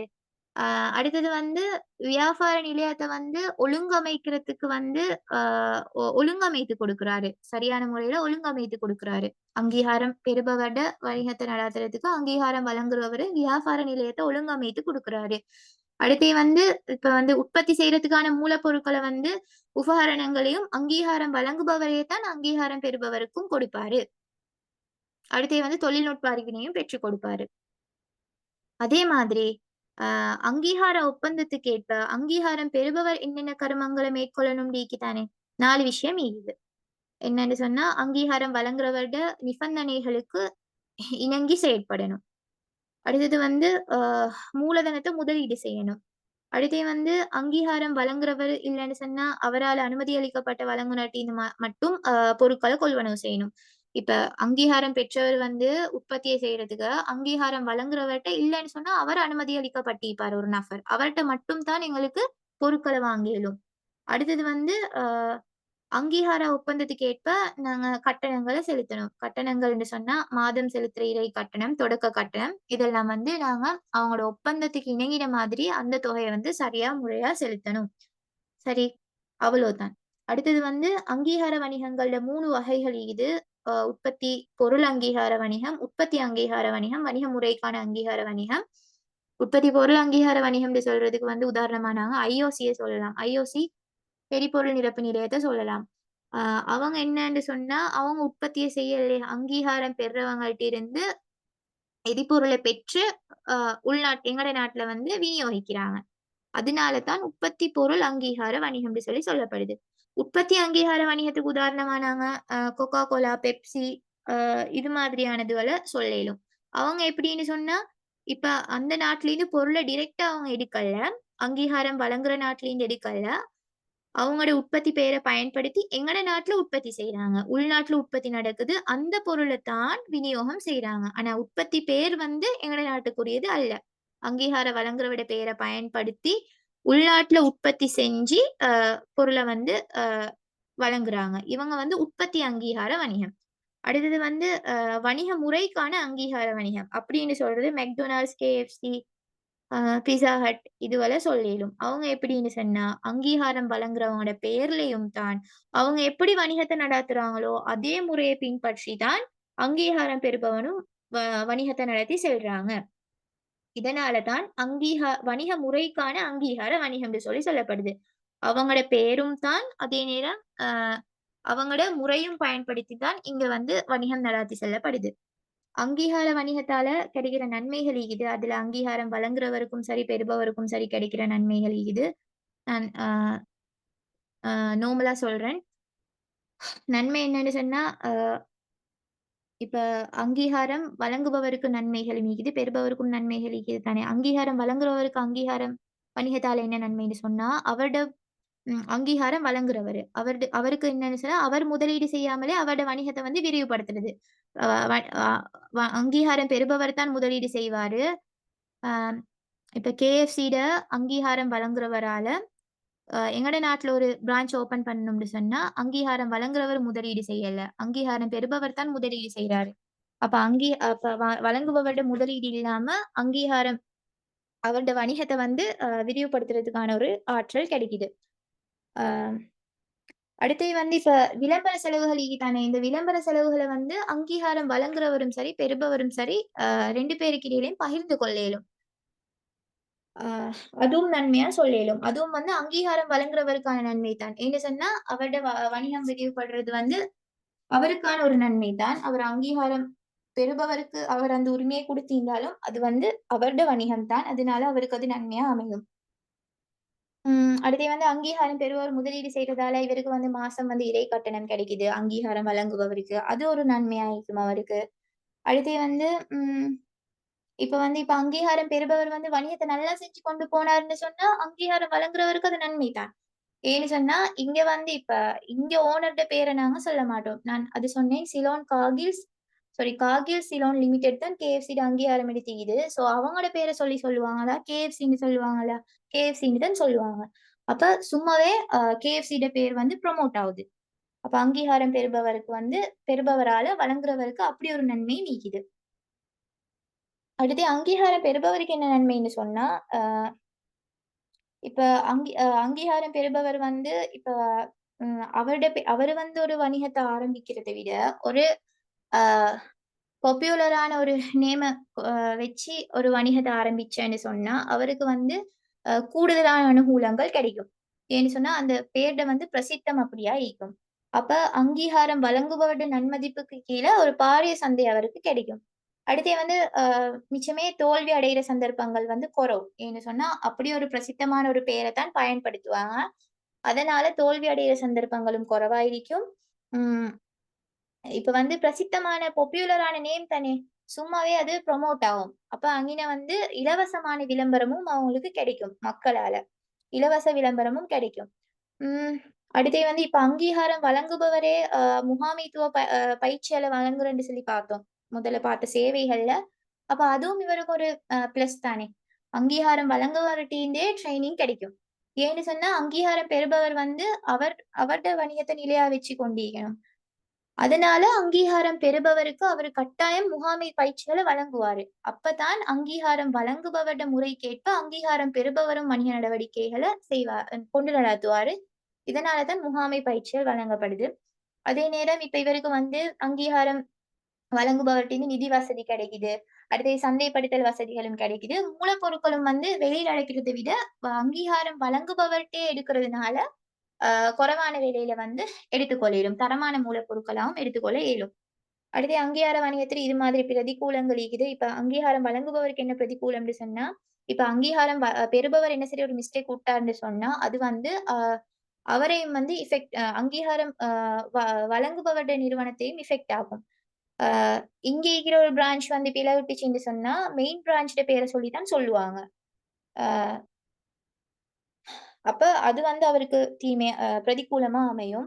அடுத்து வந்து ம் அ அ அங்கீகாரம் வழங்குபவர் என்ன சரி ஒரு மோசடி, ஒரு சாதகமான என்னமா ஒரு மிஸ்டேக் விட்டேன்னு சொன்னா, அது வந்து வாடிக்கையாளர் மத்தியில வந்து இப்ப அ அ கே இப்ப மெக்டொனால்ட்ஸோ, KFCயோ என்ன சரி லங்காவில இருக்கிற ஒரு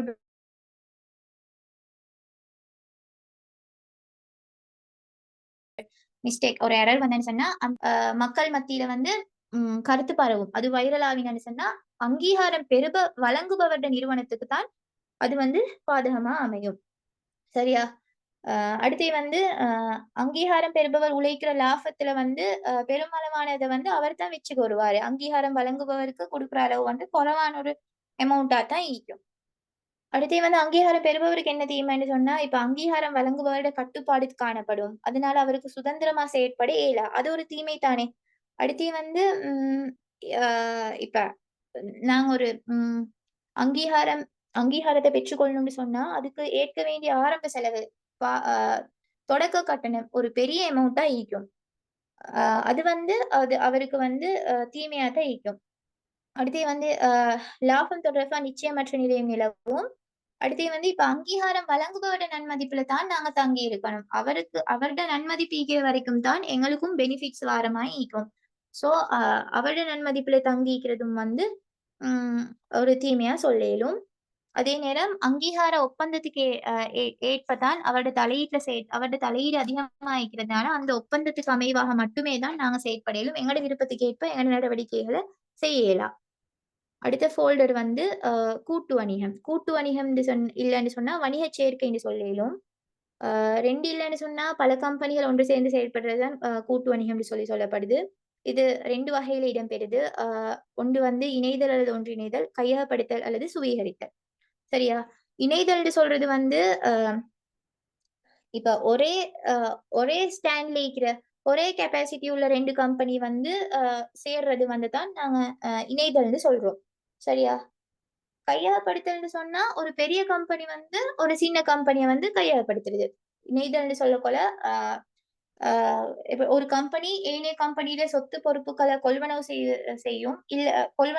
இல்லன்னு சொன்னா 2 கம்பெனியும் அவங்களோட கருமங்கள வந்து முடிந்து கொள்ளும். அப்படின்றது வந்து 2 கம்பெனியும் அவங்களோட கருமங்கள வந்து கம்பைன் ஆக்கும். இதனால வந்து 2 புதிய கம்பெனி ஒன்று உருவாகும். 2 கம்பெனியும் சேர்ந்து இன்னொரு புதிய கம்பெனி உருவாகுறது வந்து இணைதல். கையகப்படுத்தல்ன்ற கொள்ள வந்து ஒரு பெரிய கம்பெனி வந்து ஒரு சிறிய கம்பெனிட்ட வந்து ஹியூஜ் அமௌண்ட்ட வந்து அவங்க கொள்வனவு செய்றது. அதுல வந்து பிரையாரிட்டி வந்து அந்த பெரிய கம்பெனிக்கு தான் ஈக்கும். அப்போ ஒரு பாரிய கம்பெனி ஒரு சிறிய கம்பெனியில பெருமளவான பங்குகள கொள்வனவு செய்றது கையகப்படுத்தல்ன்னு சொல்லப்படும். இங்க வந்து பாரிய கம்பெனியால தான் நிர்வாகம் மேற்கொள்ளப்படும். என்று சொன்னா அவங்கள வந்து செல்வாக்கு தான் அங்கு கூடுதலா ஈக்கும். அப்படின்றபடியால அவங்களால தான் நிர்வாகம் மேற்கொள்ளப்படும்.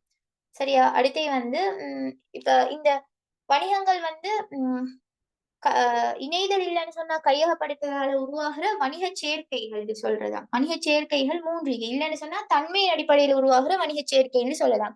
இணையதள அல்லது கையகப்படுத்தலினூடாக உருவாகும் வணிகச் சேர்க்கைகள் அல்லது தன்மையின் அடிப்படையில் உருவாகுற வணிகச் சேர்க்கைகள் 3. ஒன்று கிடைச்சேர்க்கை, நிலைக்குத்துச் சேர்க்கை, அ அடுத்து வந்து கலப்பு சேர்க்கை அல்லது கலப்பு வணிகம்னு சொல்லலாம். கிடைச்சேர்க்கைன்னு சொல்றது வந்து அ உதாரணம் சொல்றேன் வந்து ஹீரோவும், ஹோண்டாவும் சேருது.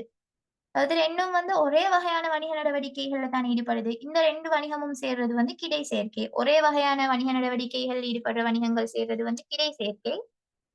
அடுத்து வந்து அ நிலைக்குத்து சேர்க்கைன்னு சொன்னா, இப்ப வந்து வேறு வேறு வணிக நடவடிக்கைகள்ல ஈடுபடுற வணிகங்கள்.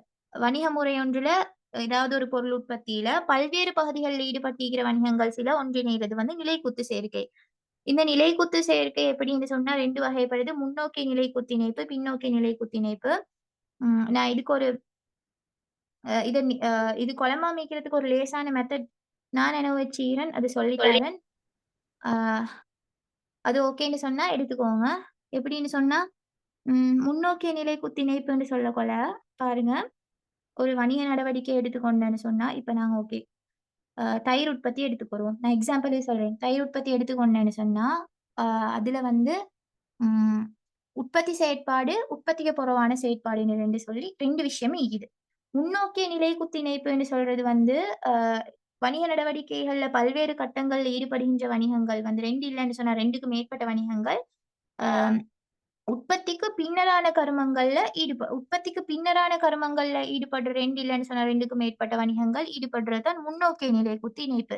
ஆ இப்ப நான் உதாரணமா சொல்றேன். இப்ப தயிர் வந்து அ தயிர் ப்ரொடக்ட் பண்ணோனே, அத வந்து நாங்க டிஸ்ட்ரிபியூட் பண்றது வந்து, அ அவங்களோட ஃபேக்டரிக்கு முன்னுக்கு இருந்து தான் போகும். டிஸ்ட்ரிபியூஷன் வந்து அவங்களோட ஃபேக்டரிக்கு முன்னுக்கு இருந்து தான் போகும். ஸோ, அது வந்து உற்பத்திக்கு பின்னரான நடவடிக்கை தானே! அப்ப அத வந்து முன்னோக்கிய நிலைக்குத்து இணைப்புன்னு சொல்லி நினைவிக்க இயலும். அதே நேரம் பாருங்க, தயிர் உற்பத்தியில வந்து இப்ப புரொடக்ஷன் எங்க நடக்கும்? ஃபேக்டரில வந்து உள்பக்கம். அப்படின்னு சொல்றது பின்பக்கம். சரியா? அந்த பின்பக்கம் நடக்கிறதுனால, பின்னோக்கிய நிலை குத்திணைப்புன்னு சொல்லலாம். பின்னோக்கிய நிலை குத்திணைப்புன்னா என்ன? உற்பத்திக்கு முன்னர் இடம்பெறும் கருமங்கள்ல ஈடுபடுகின்ற வணிகங்கள். அவங்க பின்னோக்கி நிலை அ நிலை குத்திணைப்பு. முன்னோக்கிய நிலை குத்திணைப்புன்னு சொல்றது வந்து, உற்பத்திக்கு பின்னர் இடம்பெறுகின்ற கருமங்கள்ல ஈடுபடுகின்ற வணிகங்கள் சேர்றது.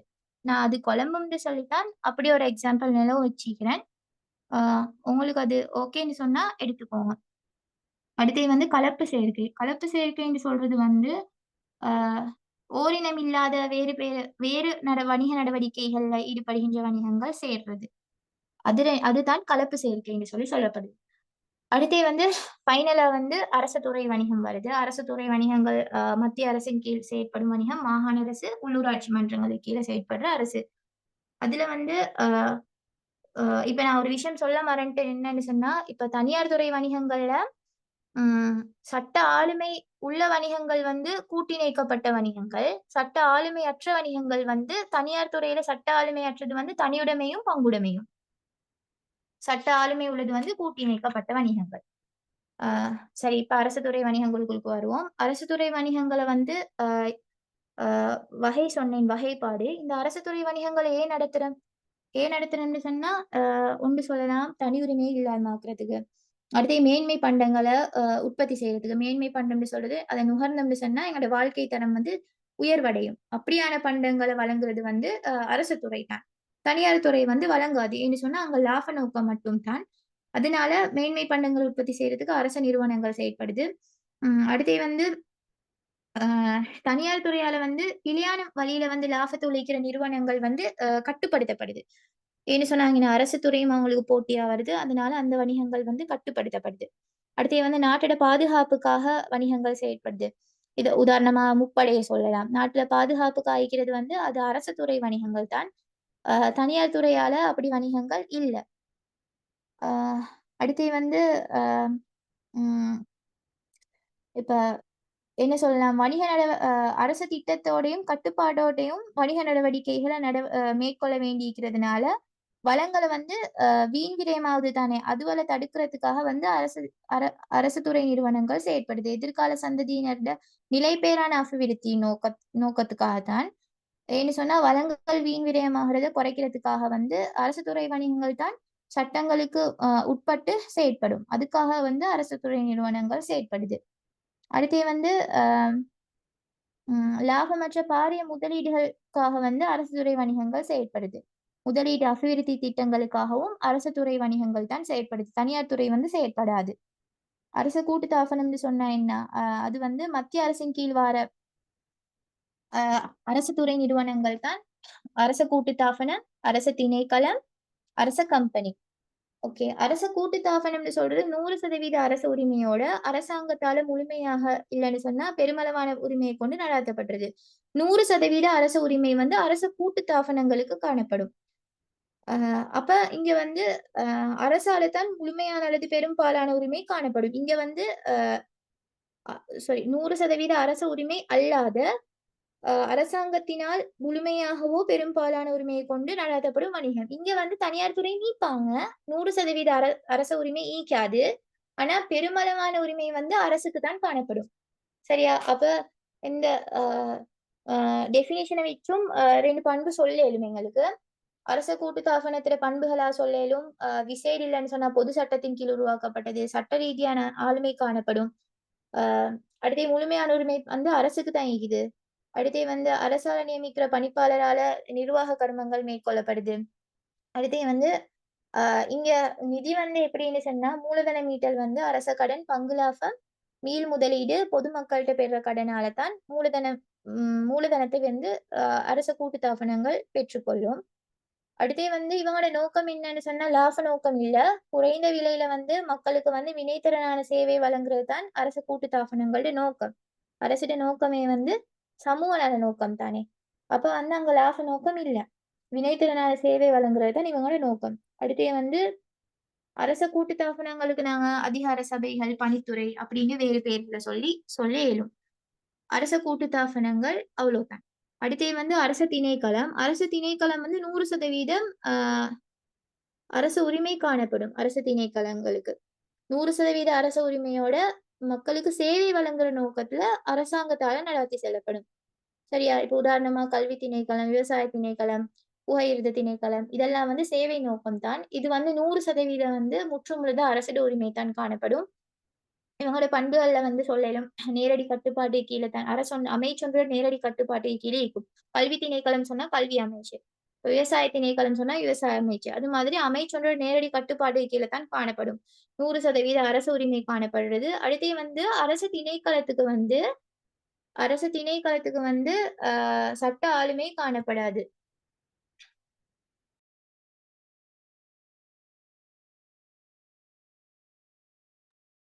ஓகே. அ இங்க ஒரு விஷயம் நினைவு வச்சுக்கொள்ளணும். மத்திய அரசுக்கு கீழ் செயற்படுகின்ற 3 வணிகங்கள்லயும் அரசு திணைக்களத்துக்கு மட்டும் தான் சட்ட ஆளுமை வந்து இல்ல. சட்ட ஆளுமை இல்லன்றதுனால, ம் திணைக்க அ சட்ட ஆளுமை இல்லன்றதுனால திணைக்கள அதிகாரி தான் சட்ட விடயங்களுக்கு அ அ முன்னிற்க வேண்டும். ஏன்னு சொன்னா, நிறுவனத்தில பேர பயன்படுத்தி எங்களுக்கு எதுவும் செய்ய இயலா. அடுத்து வந்து இது வந்து பெரும்பாலும் சேவை வழங்குற நிறுவனமா தான் இருக்கும். கல்வி அமைச்சு எடுத்துக்கொண்டா கல்வி சேவை, விவசாய அமைச்சு எடுத்துக்கொண்டா விவசாய சேவை, அது மாதிரி சொல்லிடும். அடுத்து வந்து வரவு செலவு திட்டத்தால தான் இதுக்கு நிதி ஒதுக்கப்படும். லாஸ்ட்டா வரது வந்து அரச கம்பெனி. அ அ அரச கம்பெனின்னு சொல்லக்கொள்ள வந்து இவங்களும் 100% அரசு உரிமை இல்ல. அ 51% மேலதிகமான பங்குகளை அரசு உரிமை கொண்டு அமைப்பக விதியின்றி கம்பெனி சட்டத்தின் கீழ் கூட்டி இணைக்கப்படும் கம்பெனி தான் அரச கம்பெனி. இதுல வந்து பெரும்பாலான உரிமை வந்து அரசுக்கு காணப்படும். ஆ அடுத்தே வந்து இதுல பண்பா வந்து 2 பண்புகள் தான் இருக்குது. கம்பெனி சட்டத்தின் கீழ் கூட்டி இணைக்கப்பட்ட அ பொ பொது கம்பெனி இது. அடுத்தது வந்து அ அ கூடுதலான உரிமை வந்து அரசுக்கு தான் காணப்படும். அ அடுத்தது வந்து ஃபைனலா வாரது அ உள்ளூராட்சி மன்றங்கள். உள்ளூராட்சி மன்றங்களோட பண்புகள் சொன்னேன்னு சொன்னா, நகர சபை, மாநகர சபை, பிரதேச சபைன்னு சொல்லி அ 3 அந்த அமைப்புகளுக்கு கீழ இந்த உள்ளூராட்சி மன்றங்கள் நடாத்தி செல்லப்படும். அடுத்தே வந்து உள்ளூராட்சி நிறுவனங்களோட உரிமை வந்து இப்ப சொன்ன 3 சபைகளுக்கும் தான் காணப்படுது. அடுத்தே வந்து உள்ளூராட்சி நிறுவனத்துக்கு தேவையான நிதி வந்து மத்திய அரசால ஒதுக்கப்படுது. அரச கூட்டுத்தாபனத்துக்கு நான் சொன்னேன் பங்கு பங்கு லாபம், மீள் முதலீடு, பொதுமக்கள் கடன், அ அ அந்த முறையில வந்து நிதி ஒதுக்கப்படும். அரசு திணைக்களத்துக்கு வரவு செலவு திட்டம் ஒதுக்குறாங்க. வரவு செலவு திட்டத்தால உள்ளூராட்சி மன்றங்களுக்கு வந்து உள்ளூராட்சி நிறு அ ம மத்திய அரசு ஒதுக்குது. இல்லன்னு சொன்னா உள்ளூராட்சி நிறுவனங்களால வழங்கப்படும். அ அடுத்தது வந்து உள்ளூராட்சி மன்ற நிர்வாகம் உள்ளூராட்சி அதிகார சபையால அதிகாரிகளால தான் மேற்கொள்ளப்படுது. உள்ளூராட்சி மன்றத்தோட நிர்வாகம் உள்ளூராட்சி அதிகாரிகளால மேற்கொள்ளப்படுது. அவ்வளோதான் சார். முடிஞ்சிருச்சு.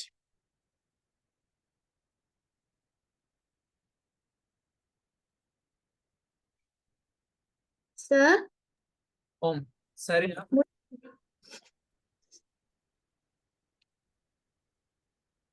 முடிஞ்சா? ஓ! சரி, ஓகே. அஸ்ஸலாமு அலைக்கும். வலைக்கம் ஜஸாக்கல்லாஹ். நல்லா பாரக் இவ்வளோ நேரம். மத்தது வந்து உங்களுக்கு இது சம்பந்தமான யூனிட் 4 சம்பந்தமான எந்த டவுட் இருந்தாலும் வந்து ஆ குரூப்லயோ அல்லது எனக்கு தனிப்பட்ட முறையிலயோ மெசேஜ் மூலமா வந்து கிளியர் பண்ணி கொள்ள இயலும். ரைட். இது மாரி நாளைக்கும் உங்களுக்கு யூனிட் 5 அல்லது 6 வந்து நாங்க ஷெட்யூல் பண்ணுவோம். இன்ஷா அல்லாஹ் தொடர்ச்சியா இணைஞ்சிருங்க. அப்ப நாங்க இதோட கிளாஸ் முடித்துக் கொள்வோம். கிளாஸ் சம்பந்தமான உங்களோட ஃபீட்பேக்கை வந்து கொஞ்சம் கட்டாயம் எனக்கு தாங்க. அடுத்த கட்ட நடவடிக்கைகளுக்கு இலகுவாய்க்கும். ரைட். அப்ப நாங்க கிளாஸ் முடித்துக் கொள்வோம். அஸ்ஸலாமு அலைக்கும். வணக்கம்.